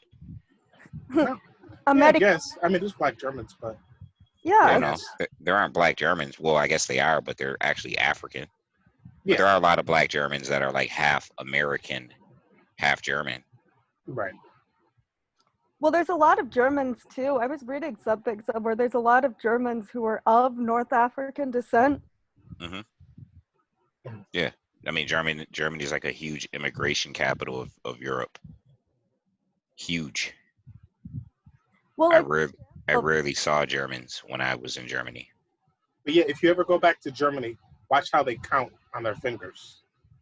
Like if they're counting how many beers to get to the table, just look at their hand really quick. You'd be like, damn, I learned something about Germany from Flav. I didn't even been here that many times. I didn't even know. I mean, let me preface this by saying, like, ethnically, I'm half German. Hmm. Supposedly, my dad used to say, I don't know how much of it is true or not, because we don't necessarily have too many records going back that far, but supposedly my dad thinks that on my German side, that my ancestors had been part of the group that migrated from North Africa, because I remember being a kid and saying like, hey, don't like most Germans have like blonde hair and blue eyes? And then my dad saying that he thinks that we're of Moorish descent, basically. Well, a lot of North Africans have blonde hair. I guess that's true. I mean, At least many people from, especially Egypt, many people that I've met have fair skin and fair hair from Africa. Moroccans in particular. that's true. I mean, for all intents and purposes, though, I don't even know what color my own hair is anymore. So, What color was it originally? like, medium brown. What color was it when you were born? I was bald when I was born. Yeah, but I mean, as a baby, what color was your hair? Reddish brown. Okay. Like my kind of color hair. No, it was darker than yours, but it was like somewhere. It was kind of like auburn Hmm. or like burgundy. Burgundy, that's a good color and a good word. It's a great Yeah. word. Burgundy. Nice color for a car. My pops used to have a Burgundy. burgundy whip. Huh? Was he like shafting it? Nah, he wasn't shafted. I mean, when he was younger, he would have been that cool, but by the time I was around to see the burgundy whip, he wasn't shafting it. But I could show you some pictures and you'd be like, oh, okay. He's got his afro and they used to do karate and stuff. Oh, so he was cool. Yeah. He was okay. Long time ago. He's like, he's past his prime. He's not cool anymore. I didn't say that. So he's still cool. Yeah, if Flavius's dad is watching this, you know, we want to just clarify that, you know, your son loves you and he thinks you're cool. I mean, cool is overrated. It's the other guy. It's the other guy who's asking questions. Yeah, it's the guy who's hiding his face behind the letters and the numbers. That's only because I'd rather do that. It's really dark in here where I'm at, and I don't want to. Somebody made a comment to me today about those early videos that you posted where I was like in the dark, and they're like, you know, it should be lighter, and so I don't want to. I'd rather just be the avatar because I'm sitting in the dark in the living room. Nah, man, the dark don't listen. Who said that? Who said that? I mean, you used to complain on the videos. Yeah, but you know, not if I knew it was going to turn into Avatar. You know what I mean? Well, that's only right now because I just don't want to turn on like the lights. I'm sitting here in the dark, and It's all what you'll good. get is It's all good. you'll get an almost dark screen anyway, and that's I only mean, because well, at least give us an avatar then. you have an avatar. No, I mean a picture. I don't know how to do that. Really? You did it before. Remember, I was like, Ish, you're not moving. And you're like, that's because I got an avatar on here. I was like, oh, damn. No, I didn't do an avatar. Yeah, you had your picture on there. It wasn't moving. That's probably Must have because done it by accident. That's probably because the screen was frozen or something. No, you had a picture up there I A think picture of what? of you. From where? Oh, I don't know all that. Just some picture of you. A picture of you not in the dark. Was it He's when we like- were on like Google or something? No, it wasn't way back then. It was like just a couple sessions ago. No, I don't. It had to have been a frozen screen of me. Odd. Because you told me it was an avatar or something, but that's all good. We'll go. We got the tapes. We got the receipts. I'll go back and look. Yeah, but when I say an avatar, I'm thinking this little box that's there now is an avatar. Right. So if the screen, I'm telling you, I didn't do anything to put a picture of myself. Like I didn't. So I might have been Okay. You know what confusing. it is? Okay, I can tell you how to put an avatar. So what you want to do is next time you log into Google, next time you log into Gmail, go into the upper right hand corner, look at settings, and then I know how to do it in Gmail. Yeah, so if you do it in Gmail, it should show up here. That's why, you know that picture you always see with my boy giving the middle finger? Mm-hmm. When I'm here, let me show you. I know the picture. Yeah. That's because that's set up in Gmail already. And as a matter of fact, if I were to use a different account instead of my Flavius Bentley at Gmail, if I were to use my work account, you would see the koala, because that's the picture I have for my work account. And if I were to use Circus Maximus, that one might just have a green something. That one I may not even put a picture on. Why do you have a koala? Because it was one of the default pictures and I just never took it off. I don't even know how that was a default picture. It might have been one of those pictures that was just on the computer before I had any pictures, and I was just like, all right, just use that. Anyways. You know, I just noticed that as per usual in my life, it's me sitting on here with a group of boys. Well, yeah, where's the rest of the usual suspects? Well, one of them's birthday it was, and then Rob has been MIA for a long time. Did Rob get the updated? Did the whole crew get the updated thing? Oh, okay. And Cynthia was on for about a minute. We couldn't hear her, and then she left. Yeah, I didn't even know we couldn't hear her because she just bounced real quick. I said hello, and then we were talking, and then all of a sudden she just bounced. It is what it is. This is the skeleton crew tonight. So we got 3 people and an avatar. But some of my best friends are avatars, so I don't have a problem with my avatar friend Ish. It is what it is. He's it's more about the spirit and the soul and the voice and the mind than it is being able to see him in physical form. So that's what it is. Be real. Spirit and the soul, huh? Mm-hmm. I mean, if we're going to live into the future, this is what we're going to have to get used to. Other different beings that are just like that. Some beings might not even be able to talk. They might just affect you by emotion every time you're around them. They're empaths. Mm-hmm. Oh, God. Yep, exactly. Super empaths. You say something, and they just make you feel funny when they're like laughing on the inside, or you say something that makes them feel sad, and they never actually say actual words. I see everybody is doing fire pits tonight. Fire pits? Oh, yeah? Yeah, see, that's the thing. Today must be the day. Is that something y'all do in New York? I guess. I don't know. No, I ran out to the store earlier.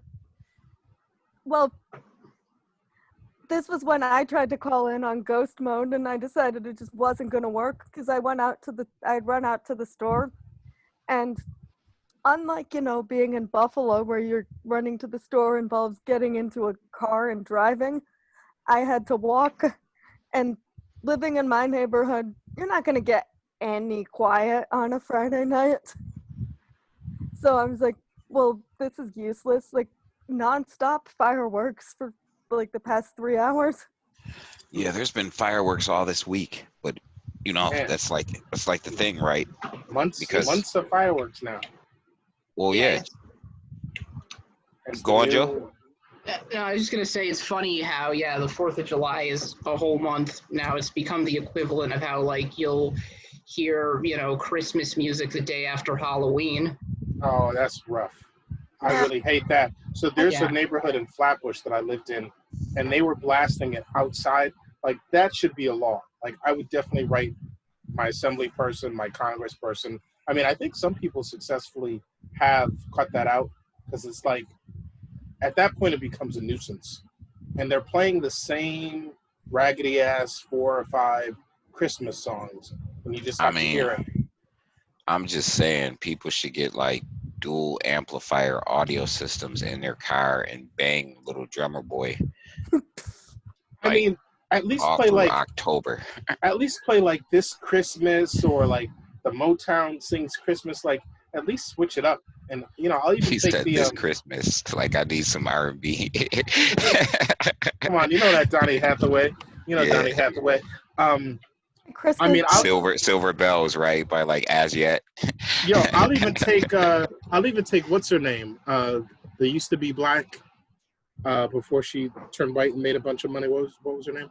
Mariah Carey. Yeah, I'll even take Mariah Carey's song, Well, All her I Want version for of Christmas. All I Want for Christmas is the standard. Right. Yeah. Y'all are too young to remember when Mariah used to be black.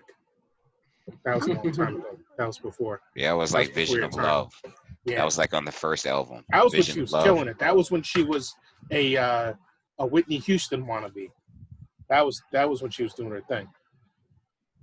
It's also before Michael Jackson became a white woman. I don't think she was really a Whitney Ah. Houston wannabe. I think when back in that time, like when the album Vision of Love dropped, Uh-huh. like she really carved her own niche.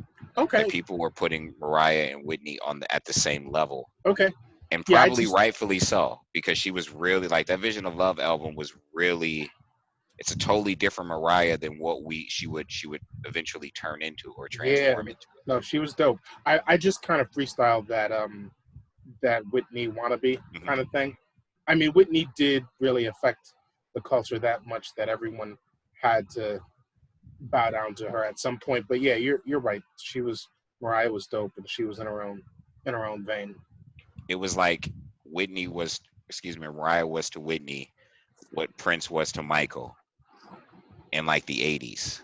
You know what I mean? It was like Okay. always compared, but both of them just kind of carved their own niche. You know what I'm saying? Okay. Well, I was gonna say, but this one isn't carving their own niche as much. Not now. I was gonna say Whitney. I was gonna say Mariah was to Whitney what Cisco was to Jodeci. But Cisco pretty much bit Jodeci a lot, so maybe that's not a good comparison. Yeah, I think Cisco definitely was very much trying to be in the vein of KC. Yeah. Oh yeah, even more specific, right? Yeah. Yeah. Wow. Yeah, he basically took one riff and tried to make a whole career out of it. Right. That's Sleeping in My Bed. You know, Prince was very different than Michael Jackson, but because both of them were so different Mhm. than what everybody was doing musically, they were always compared and put in, you know what I mean? Yeah. And that was very much the same way when Mariah came out. She was often compared to Whitney, even though they were, doing two different things. Okay. They didn't even really have the same vocal style, right? No, that's true. But That's true. it was like Whitney was a powerhouse, Mariah was a powerhouse. Mm-hmm. Mariah had that crazy 5-octave thing and was hitting those crazy notes out of the, into my background, Out of the stratosphere. out of the stratosphere. Yeah. And then she chased the loot.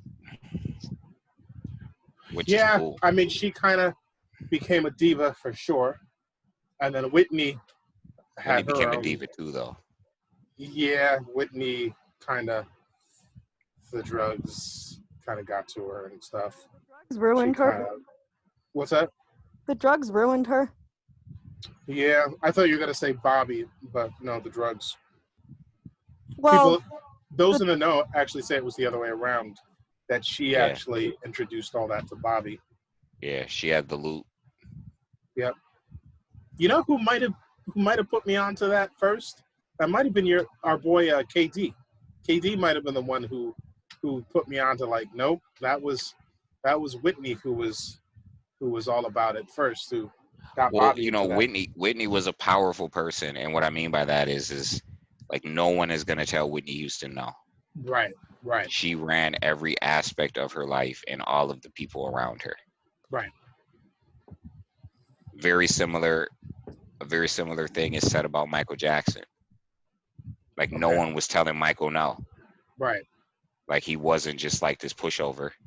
Right. You know what I mean? He like no one in his life was telling him no, because if you didn't do what Michael wanted, you just weren't going to be there. Like this guy was a perfectionist, right? hmm You know, especially when it came to music and performance, and he was one of the greatest performers ever. Stands to reason, just like with a Michael Jordan or anyone that's greater than anything, that trickles over into their life. So can we discuss MJ for a little bit?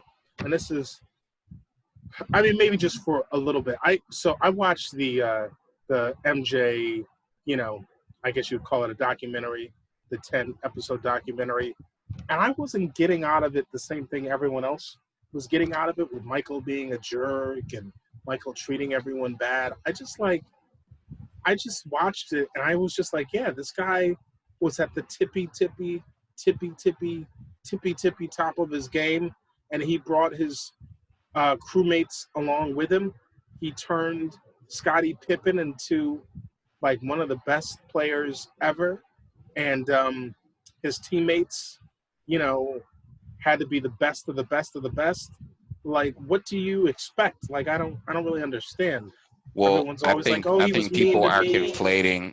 I think people are conflating what we know to be true about Michael Jordan with the documentary, because the documentary, you're right, it doesn't portray that Michael, but other like the 30 for 30 does. Like we kind of know that. And when I say a jerk, he was only a jerk in as much as Kobe was a jerk or Wayne Gretzky was a jerk. And what I mean by that is it's widely believed, especially if you watch like the 30 for 30 from a couple years ago, right? Okay. Like when you achieve a certain level, like there's a difference between being great and being The greatest ever. the greatest ever, right? Mhm. And when people get to the level of being the greatest ever, it's because they are extreme perfectionists, Right. and thus they are very demanding hmm of everyone around them. Sure. You understand what I'm saying? Yep. So I'll give you an example, right? Peyton Manning is a perfect example. Okay. This is a guy who's considered, when it comes to book smart, not very bright. Okay. But when it comes to his football IQ, probably in the highest percentile of anyone who's ever played the game. Okay. So when he left when he left the Colts and he went to Denver, right? They had to get rid of the quarterback coach because you can't really coach him, Okay. right? So when he went to Denver, the players who played for the players currently playing for the team, they give interviews and they'd be like especially the wide receivers, but a lot of the players were like, listen, he kind of changed the culture here. Like, this is Peyton Manning. And day one, he shows up at practice before everyone else. hmm He practices harder than everyone else. hmm And he's the last to leave. Yep. Same And with MJ. right. And they're like, because of that impacted them. Right. Like, they didn't want to disappoint him, right? Like, this guy is new to the team, but he's the first one here. He works harder than everyone, and he's the last to leave. Well, Yeah. Michael Jordan, Wayne Gretzky, all of these people who weren't great, they were like the greatest ever, or arguably, in that category. hmm Kobe was the same way, right? Like when Kobe went to practice, Kobe really wanted to win. He was Okay. a perfectionist, which Okay. means it bothered him. Him and Shaq would argue because Shaq didn't practice as hard as Kobe. Okay. And that okay. bothered Kobe Okay. because I really want to win. If I'm willing to put in this work and do whatever it takes to be the best so that I can win, why would I expect less of the people that are around me? Sure. And Makes I- sense. So you kind of come off as a jerk. You don't. I mean, it's not your intention. Right. You see what I'm saying? But it's just it just kind of works out that way. Right. Well, that kind of happens in baseball too. That kind of happened in baseball too, like with like A-Rod and Jeter on the Yankees. hmm Yeah. A lot There's a of A-Rod jerk. there's an effect that is attributed to athletes who achieve elite levels. It's often called the Gretzky effect, right? And how it breaks down is, so Wayne Gretzky as an athlete, because he's so much better at hockey than everybody else. I'm trying to articulate this because I haven't read about it in years. Okay. Michael Jordan, same thing. He experiences what's called the Gretzky effect. He's so much better than everybody else. So his on the court vision, the things that he sees, the things that he interprets that are taking place are like 5 levels beyond everyone else. Right. Because just the average skill set to him is as easy as like brushing your teeth. You understand what I'm saying? It just comes as easy to him as brushing your teeth. So like Wayne Gretzky could do more in the same span of time than an average hockey player. Okay. Like he could do more in 5 seconds with the puck because he sees, you know, where people are going to be. Right.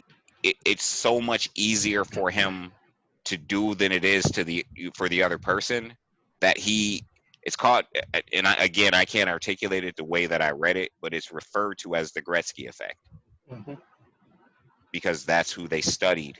One of the people that they studied when they came up with this concept was Wayne Gretzky's career.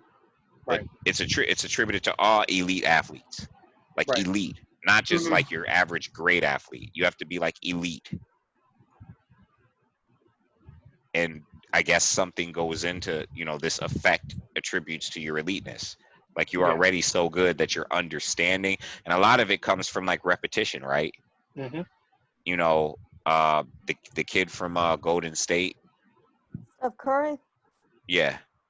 Like he has a natural talent that he trained.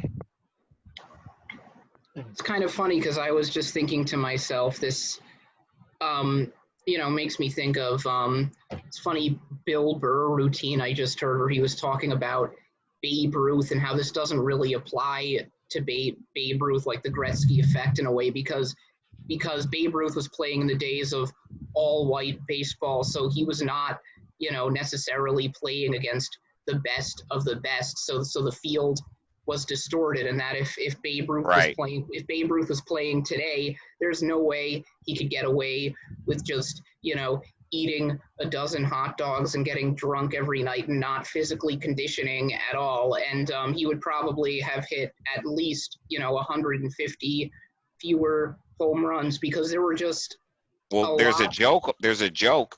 It's an old joke about that. It goes something like, I forget, a comedian said it, like, how dare you let Babe Ruth hit all those home runs before black people could play baseball? Yeah. It's like an old joke. I'm probably repeating it wrong, but you know what I mean? Yeah, exactly. And that's not to take anything from Babe Ruth, and I'm not even saying that black people are the best baseball players or one color over the other. What I'm saying is that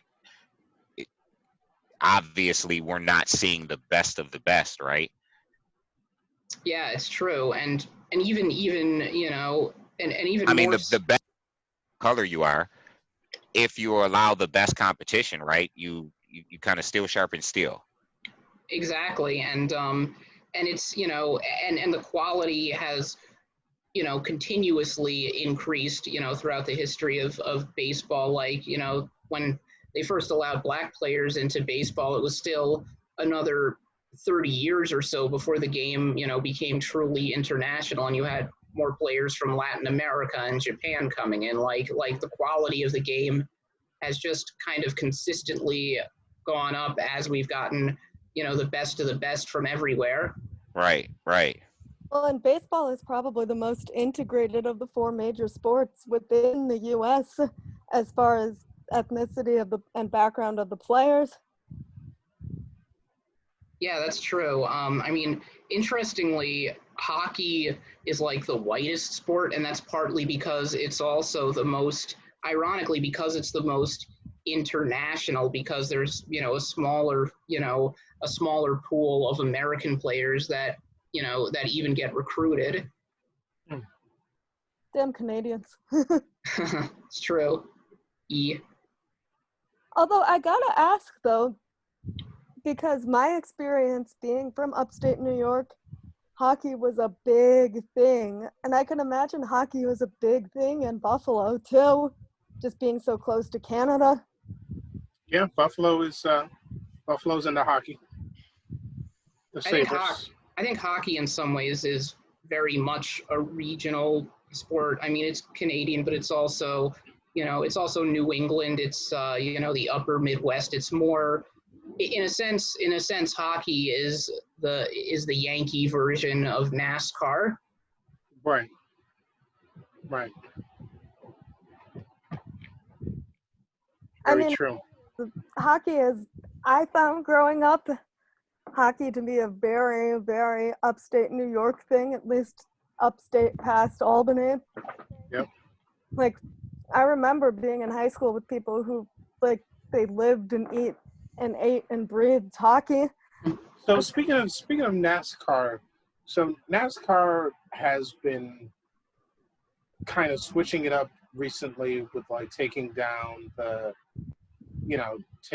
Dixie flag and whatnot, the Confederate flag, and I think firing some guy who's making racist remarks, and they seem to make a bunch of steps. But didn't they end up taking a step back by doing like a All Lives Matter stunt, or no, a Blue Lives Matter stunt? Did they do something like that? I didn't hear about that, but it wouldn't surprise me. Was that you that posted that, Ish? About what? About a Blue Lives Matter thing that NASCAR did? No. No? Okay. Nope. Hold on a second, guys. Okay. I mean, y'all can continue. I'm just gonna be on pause for a second. So NASCAR Blue Lives Matter car. Fire forces Blue Lives Matter car out of NASCAR debut 3 days ago. Okay, Wow. that's crazy. It's got the crazy Dixie flag on the cover. It's the thin blue line flag on the hood. Have you seen that flag? No. You probably won't be able to see this if I try to post that. Can you kind of see it?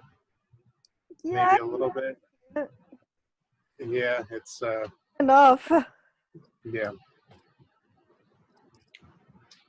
NASCAR driver Kyle Weatherman and his team try to make a statement on Sunday when they debuted a Blue Lives Matter themed car at a race in Homestead, Florida. Oh, geez. So they think Smurf lives matter? Yeah, basically. And the car's design consisted of a Back the Blue hashtag on the rear of the vehicle and on the sides. The car also sported a Blue Lives Matter flag on the hood. But they couldn't finish the race on Sunday due to fire. That's funny. You can't make that stuff up. So True. I don't want to segue. I just wanted to read you guys this really quick. Sure. There was a guy who had analyzed Wayne Gretzky in the 80s because of his like unnatural instinct and his ability to kind of be able to anticipate things that other hockey players couldn't anticipate. And he said, much has been written about Gretzky's highly developed hockey instincts, but he once explained that what appeared to be instinct was in large part the effect of his relentless study and practice of the game in cooperation with his coaches. As a result, he developed a deep understanding of its shifting patterns and dynamics. Peter Guzowski says that the best of the best athletes in all sports understand the game so well and in such detail that they can instantly recognize and capitalize upon emerging patterns of play. Analyzing Gretzky's hockey skills, he says, what we take to be creative genius is in fact a reaction to a situation that he has stored in his brain as deeply and as firmly as his own phone number. Kozlowski presented this theory to Gretzky and he fully agreed. Absolutely, Gretzky said. That's 100% right. It's all practice. I got it from my dad. 9 out of 10 people think it's instinct, and it isn't. Nobody would ever say a doctor had learned his profession by instinct. Yet, in my own way, I've put in almost as much time studying hockey as a medical student puts in studying medicine. And this is what they're talking about is applied to all of the best Mhm. because of just the repetition. You know what I mean? They're able to see things that other people just can't see. They're able to anticipate things that other people just can't anticipate. And it's natural as described as, remembering your phone number. That reminds me of this great documentary I saw that I highly recommend on HBO about Bobby Fischer, and it just talks about how he did nothing but play chess from a very young age, and it literally was his only interest, and he would memorize every potential hypothetical move that could happen in a chess game, and it eventually led to him going insane. And they talk about how there's a pattern of chess geniuses in particular going insane because there's like hundreds of millions of potential combinations of moves in any chess game, and so that eventually leads to you sort of having this level of paranoia that develops. Like chess is one sport in which there's a long history of the greats being mentally ill, and I thought that was interesting because I think like probably what you said about guys like Wayne Gretzky being able to sort of hypothesize every situation in the back of their head is true, across sports, including for a sport like chess. It's just that in hockey and basketball, baseball, football, the amount of things that could possibly happen is a lot smaller than in a game like chess. Mm-hmm. That's You could I think, apply I that think to, you could apply that to a lot more than just sports, just like anything where you immerse yourself in the repetition and the understanding, you know what I mean, on that level. I think you can just apply it across the board, like anybody who's like the best at anything. Yeah, I was gonna say you can apply that to music as well. Right, yep. I've been in situations where I've heard a song for the first time and I'm trying to like learn it, and then I kind of anticipate where the next notes are going to go just based on that deep down memory bank level instinct of where notes kind of go, right? And it doesn't work if the song, I guess for lack of a better word, is written poorly or it doesn't make sense. It works better if the song kind of follows a certain instinct, like a certain instinct of a well-written song. And then also, to some degree, you have to be talking about something that has some kind of pop element to it, because it's something that that can be followed, right? Not like some crazy like acid jazz melody that's just totally impossible to follow where the notes are going to go. Even like a Wu-Tang Clan cadence. No, Wu-Tang Clan cadences are not very are simple. They're not very difficult. And many times, some of their ensemble pieces, the lyrics just don't, and purposefully like miss the beat. Oh yeah. Yep. And there's even a cadence to the off rhythm. That some of the best use, like a RZA or something like that. But even with acid jazz, as insane as that sounds, there's still a certain like pulse or rhythm that it follows, But it's that idea that like it feels like creative and it feels like you're anticipating something, or like sometimes they give people credit of like, oh, I saw the future, or I knew what was going to happen, but really you just had this heightened sense of ability to deconstruct What's that movie patterns. where the guy uses the quote, a heightened sense of things? What movie is that? I'm trying to think. Oh, I don't know if it's like Underworld or like supernatural film where they're like, you have like a heightened sense of things. Okay. Ah. See, I'm thinking And of it's just anticipatory, right? It's Yeah. because you're so used to these patterns yeah, and so used to, seeing similar outcomes or what have you, that is kind of like embedded in you. You know what I Yeah. mean? Well, Yeah, definitely. that reminds me of the movie Apollo 13. Actually, when there's the scene where 2 days before the mission, the one guy is scrubbed because they think he might have measles, and the character played by Tom Hanks, the commander, is just yelling at the flight surgeon saying, "You want to break up my crew when we know each other so well? We can predict what the other one is going to say. We can, we can know what each other are thinking." I mean, I think, yeah, anything that you get familiar with, like if you're, in a band with people, and I guess that applies to music, if you just know people well enough through any sort of long-term project, you get to a level where you have such a familiarity that you know what they're going to say. Like maybe It's almost like telepathy, but not real telepathy. Exactly, yeah. I mean, maybe if we end up doing this for a couple of years, we get to that level. That's what I say. It's kind of like that, like when you're with people that you've been close friends with for like a bajillion years, it gets to the point where you kind of know each other so well that you can kind of tell what they're thinking.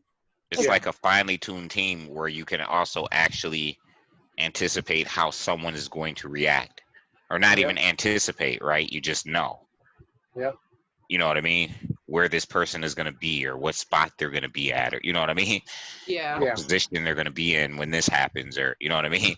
I've been in that situation in hacky sack a bunch of times, where like it becomes like this beautiful symphony where like everyone plays their part, and it seems like chaotic, but it keeps following the same pattern over and over, and somehow you keep saving it in like the same manner. Hmm. I just sort of felt that way yesterday when I heard the story about that the Florida congressman and his adopted son Nestor, where I just was really nostalgic for Jon Stewart because I knew he would have had a hilarious take on that. Yeah. I think I saw you post that. Yeah, I did. Yeah. Now, what's the story behind that? Florida Congressman Matt Gaetz, who is a Republican, was in a congressional hearing where he was debating this black congressman from Louisiana about the issue of policing and police violence. And the congressman from Louisiana said, you don't have a kid who's black. You don't know what it's like.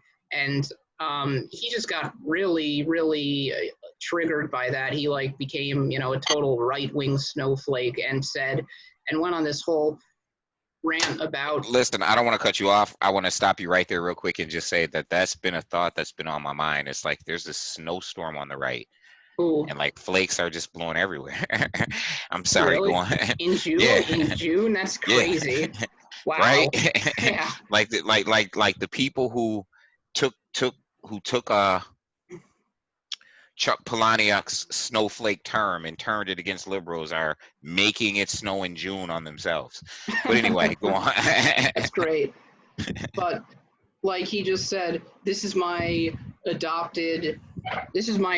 son Nestor. He came here from Cuba legally, of course, and he's not my blood relative, but he's my son and I love him. And this was a shock to people because most politicians, their entire life is pretty well documented, and nobody ever knew that this guy had a son when he had been running for Congress. So now there's just a ton of rumors that he was like this guy's underage rent boy or something.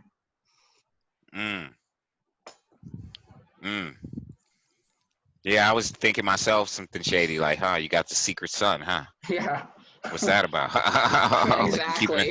you keep him in the closet. Pretty You know what I much. mean? Yeah, Or exactly. you break them out just in time to win an argument, right? Right, Yeah, right, which right. I'm sure he Yesterday he was Hector appreciates. and he trimmed my lawn, and you know what I mean?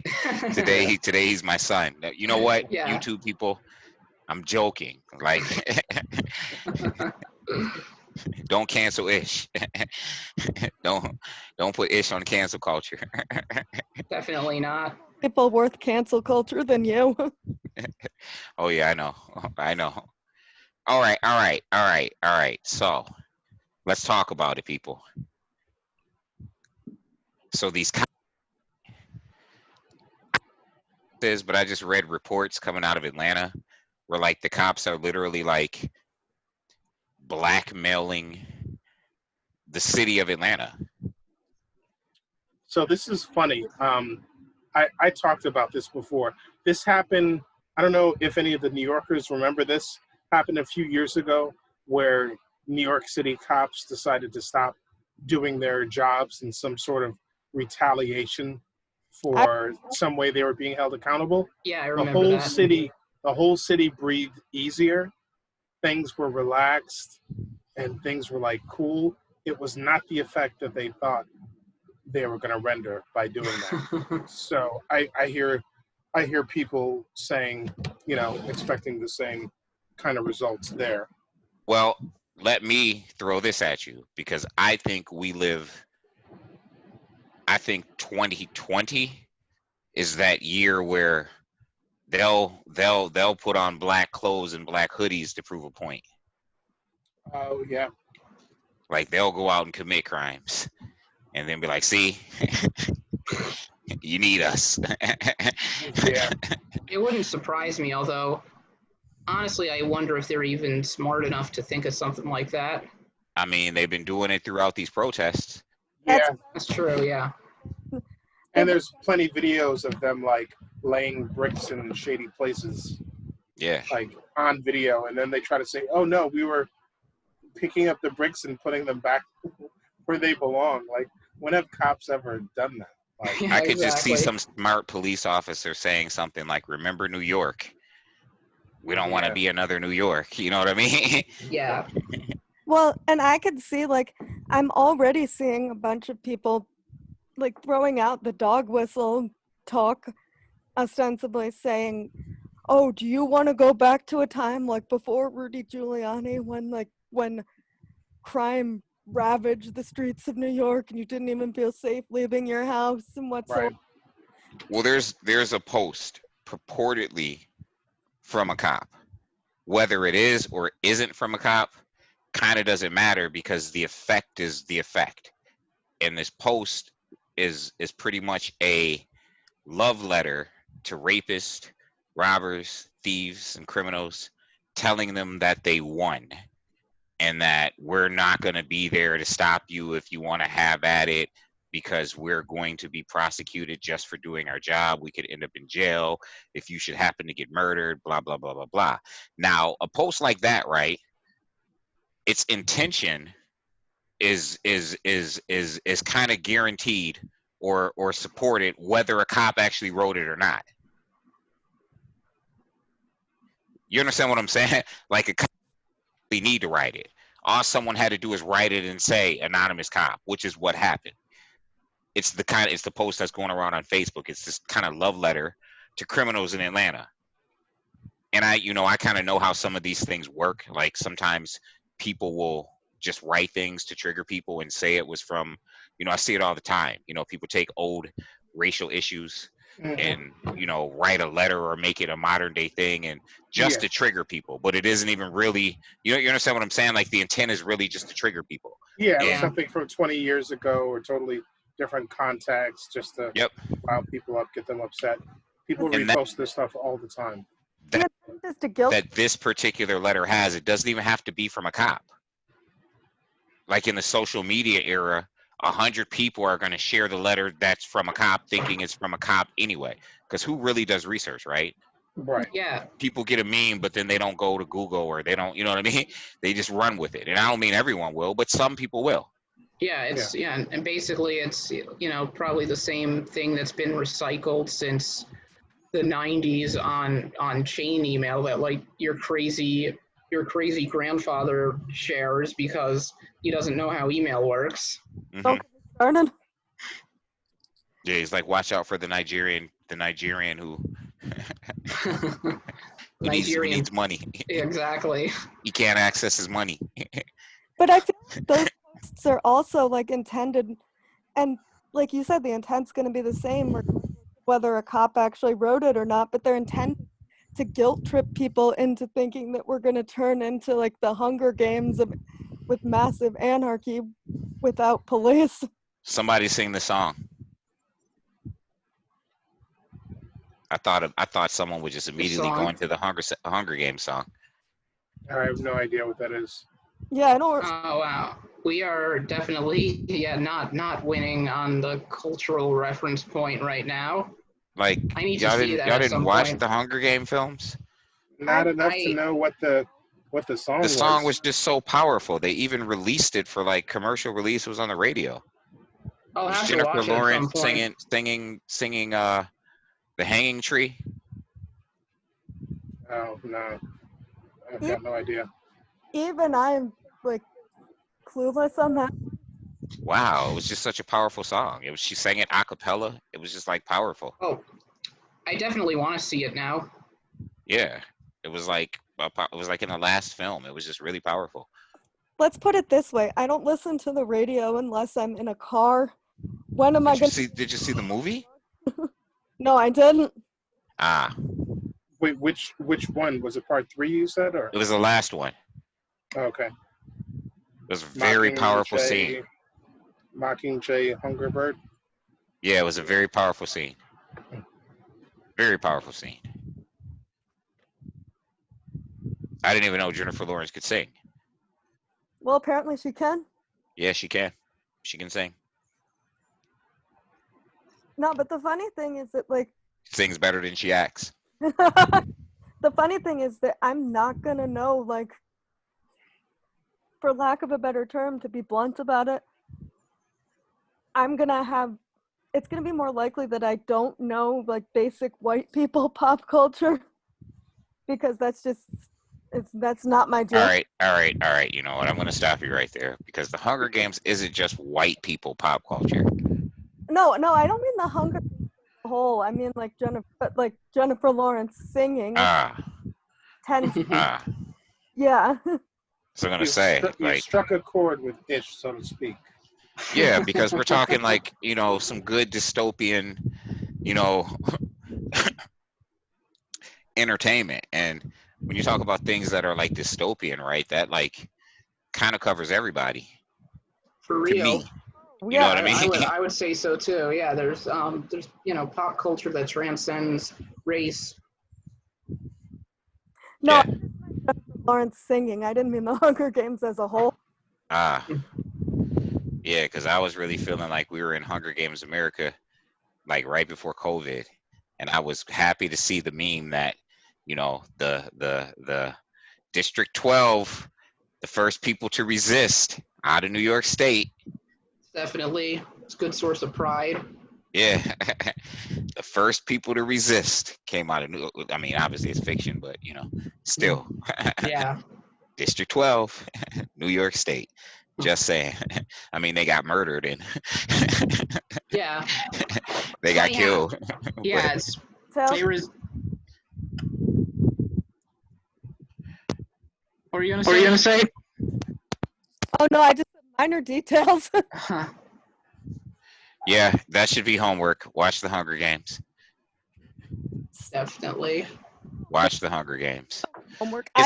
It's interesting because I work not by profession but just voluntarily. I help a friend of mine out who owns a comic book store because I'm a comic book geek, right? And it's just interesting how many people come in, how many parents come in, right? And they want advice on what books to get their kids. All right, my volume Going out. I can hear you. You were saying parents in the store have books Yeah. they want to get their kids.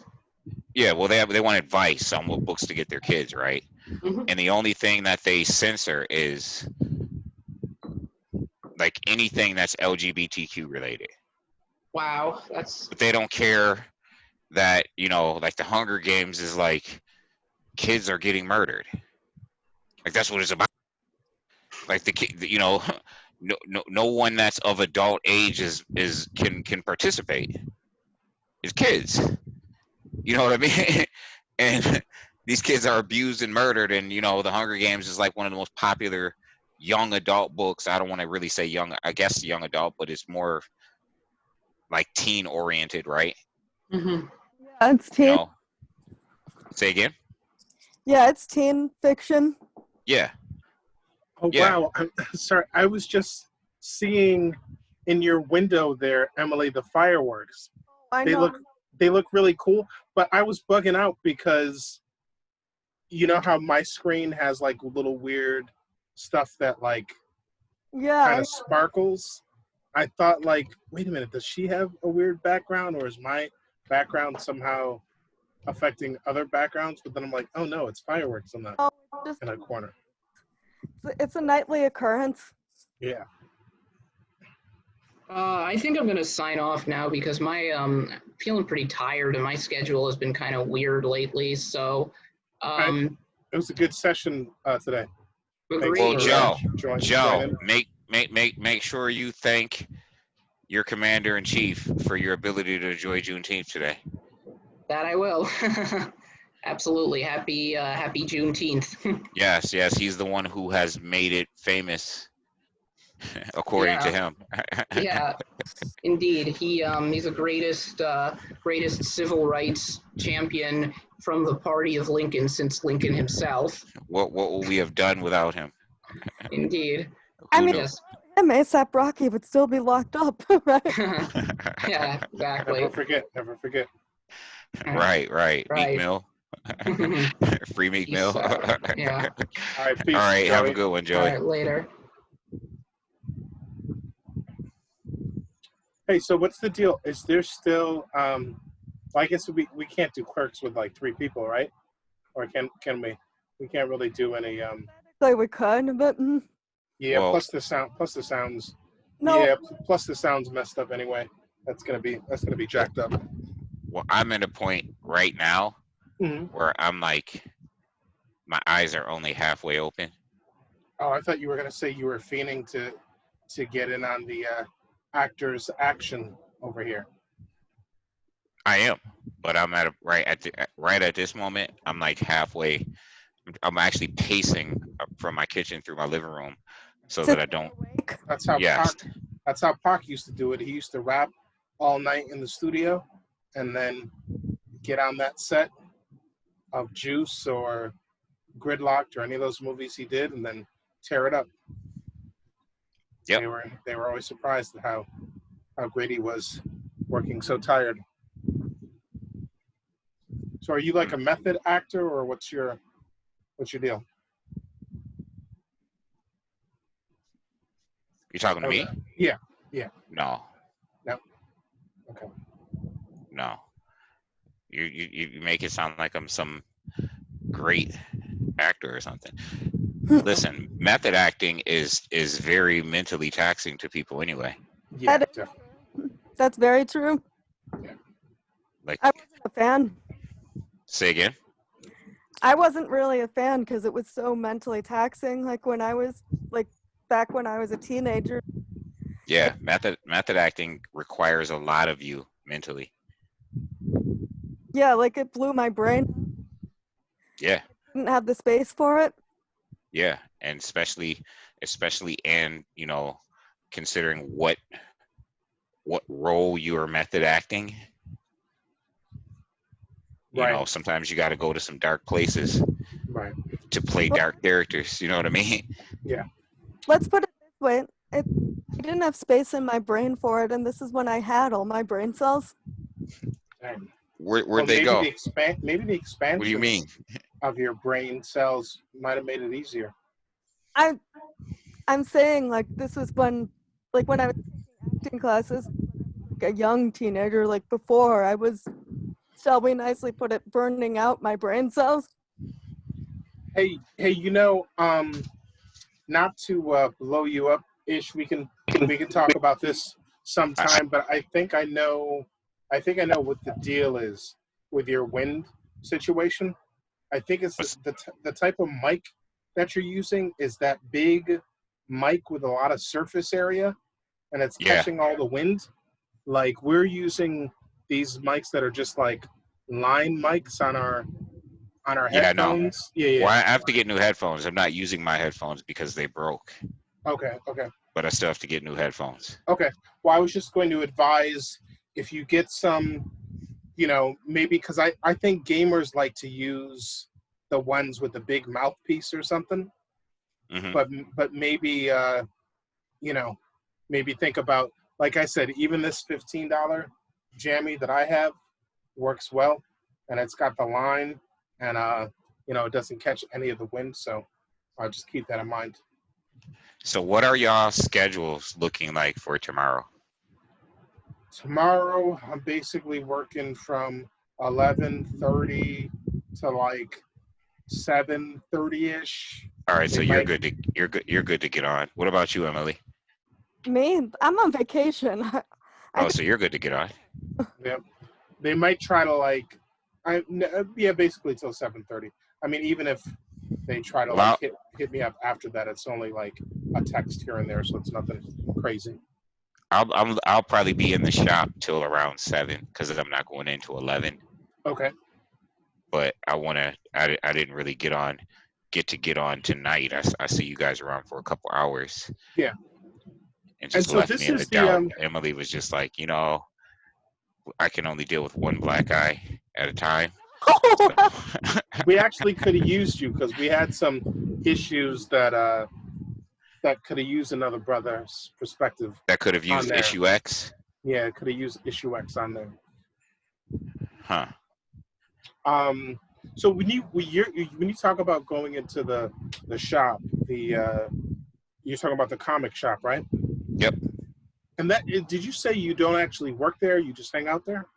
No, I volunteer. He asked, well, so you know me, man. I have deep roots in the comic field. Yeah. So one of the comic store owners, whose store I frequent, sent me a message, and he's getting ready to do his grand opening, and he's got like thousands of back issues. Okay. And he asked if I would be willing to come in and help organize the back issues, Okay. which means I'll be like the first person to see them, and I kind of get my choice of, anything that I want. Okay. And yeah, I'm like, sure. And he's like, well, I can pay you to do it, which I don't really, need that. I would have done it for free.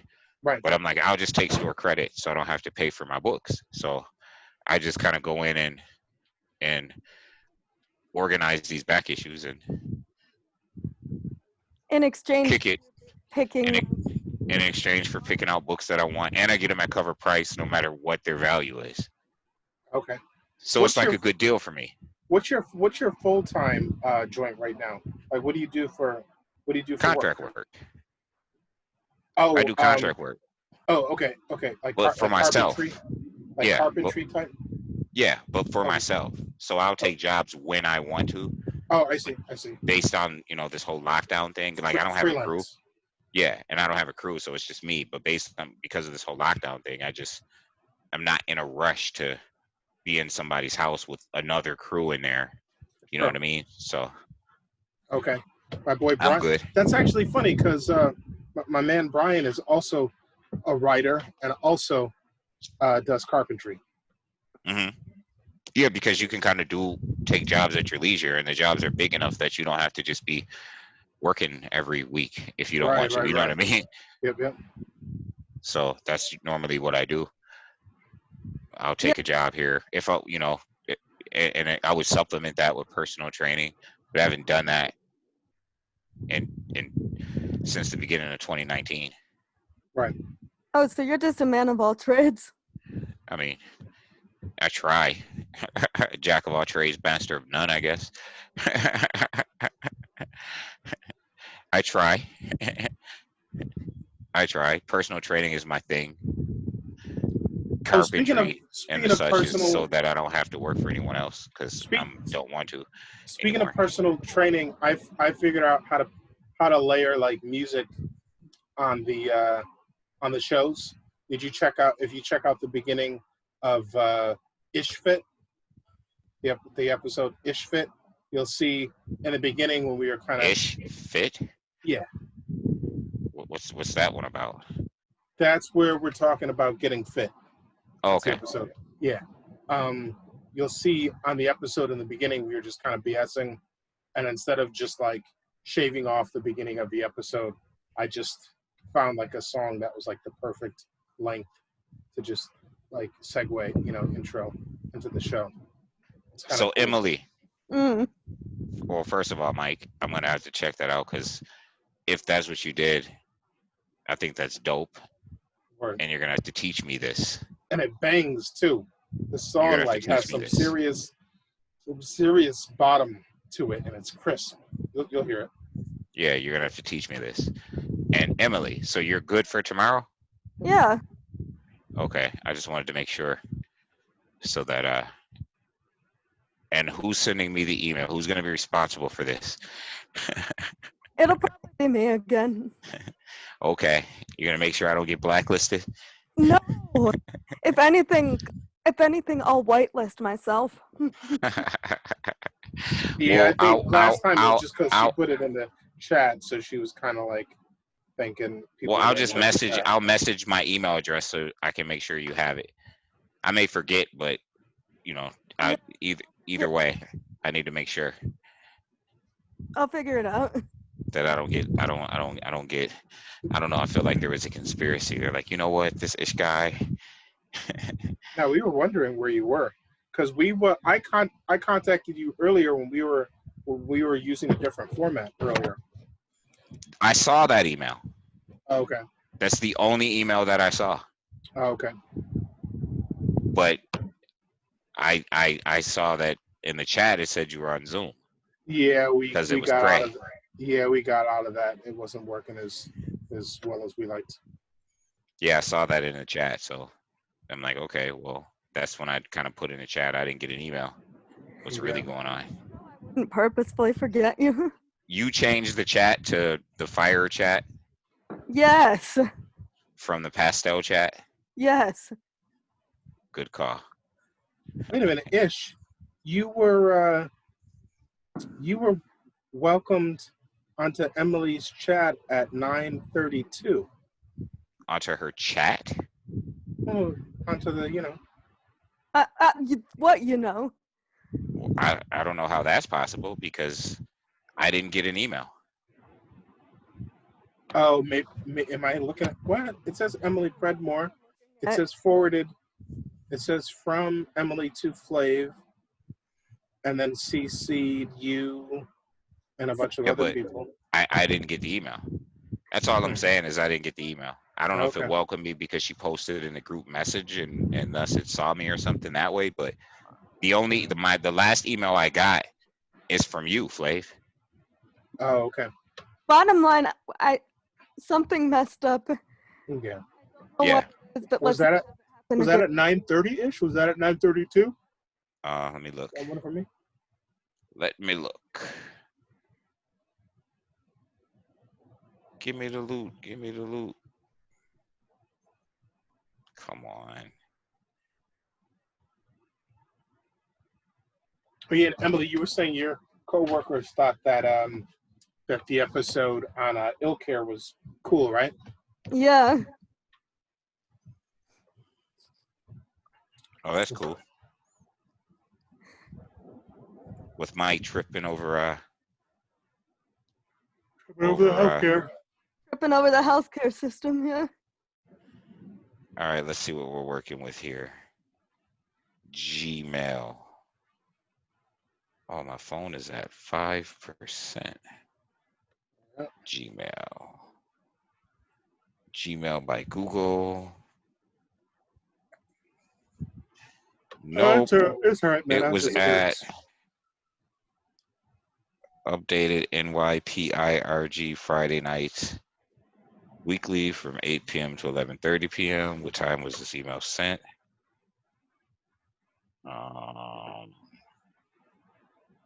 3 hours ago. So 9 o'clock, 9:15. Oh yeah, I guess that's the No, on 9:32. Friday, June 19 at 7:50 p.m.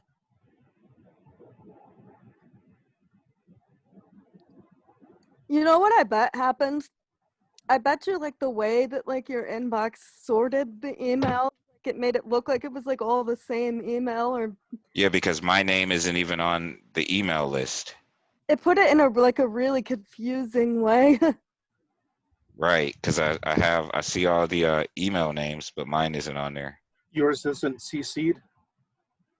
No, I mean this got sent to me. Oh So- yeah, because it was forwarded. Yeah, so what happens is, it was an old list that didn't originally include your name, and then but that's 750. If you're looking at 750, Yeah, you're looking at when we were on the old format. that's all. That's the only email I got is at Wait, 7:50. wait a minute, 750. I didn't even start tonight until after 8:30. Well, I yeah, got an didn't even- email. It says, I'm just telling you what I got. It says Flavius Maximus re-updated invitation. Friday nights at blah blah blah. I read all that to you. Oh, that's probably like the original. 750 is probably the original because we used to start at 8 o'clock. So that was originally someone sent that for an 8 o'clock showing. You Because sent tonight- this. I wasn't even around at 750. 750, I was coming back from. I was still taking. So my the walk. email that I have is from you, I think people did it automatically. That's and where I was it's to taking a me walk. at Stark Studies Oblige Indoors. Yeah, that's the old. Yeah, that's the JIT meeting we did. Remember, you Yeah. were saying Stark, Emily. You were saying Yeah. did you name this room Stark? I thought- But that's the only email I have. 752. Are you on You know what it sounds like? It I'm sounds on like Eastern time. no, but it sounds like he didn't do his what do you call it for the crops when the sun. It sounds like he didn't do the daylight standard. I'm on time. Eastern time, bro. Yeah, without the daylight standard, because I would have Um, sent that around 8:52. That would If have been. this is Google. Yeah, Google. Google might not have updated your daylight savings time. Okay, well, how about this? How about I have some evening savings time and I tell the both of you good night, Good night. and I will talk to you tomorrow Okay. and fix this email situation, Mr. Tech Yeah. Support guy. Yeah, and fix your daylight savings time because I literally was taking a walk. Emily didn't even see me until like 8:40 or something like that. Well, I mean, I- it doesn't really matter. It's not like it's going to be an hour behind just because it says it. I didn't go to the store till 8:15, and I didn't see you till after I went to the store, so there's that. Yep. Don't worry, we'll handle it. It's all good. All right, cool. We'll fix the daylight savings time. Y'all have a good night, Okay. All right. Have a good one. cause I need to You need Oh. some sleep. Oh, by the way, we're gonna do Friday one day soon, and you're gonna be Smokey. Just so you know, I'm gonna be who? Smokey. Who's that? You'll see. Just read a script called Friday. Oh, the Chris Tucker character. Yeah, Who? you'll see. It's called Friday. It's classic. Friday? Uh-huh. What is it, like a musical? Yeah, something like that. It sounds like a musical. Yeah, just take a look. You'll see it. It's good. It's a classic. All right. If you say so, I trust y'all. Okay. All right, you have a good one. All right. Peace. All right, I'm gonna get going too. I gotta wake up a little on the early side. This So was a then- good session, though. Yeah, so then I guess we're all getting going because I'm not sitting here talking to myself. Yeah, exactly. All right. Uh, See ya. bye. Peace.